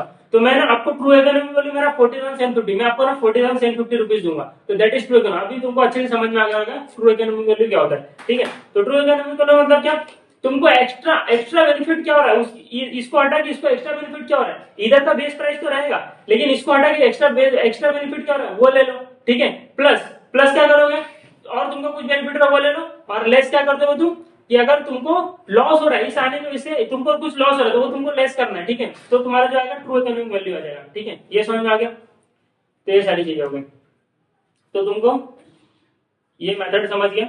Cost pricing method, cost based transfer pricing method, sorry cost based method और कंपटीशन बेस्ड मेथड। उसमें दो चीजें, एक गोइंग रेट और एक सील्ड वेट। और वैल्यू बेस्ड में तुमको दो मिला, एक ट्रू इकोनॉमिक वैल्यू मिला और एक परसीड वैल्यू, ट्रू इकोनॉमिक वैल्यू और परसीड वैल्यू, ठीक है। ये दो चीजें हो गई।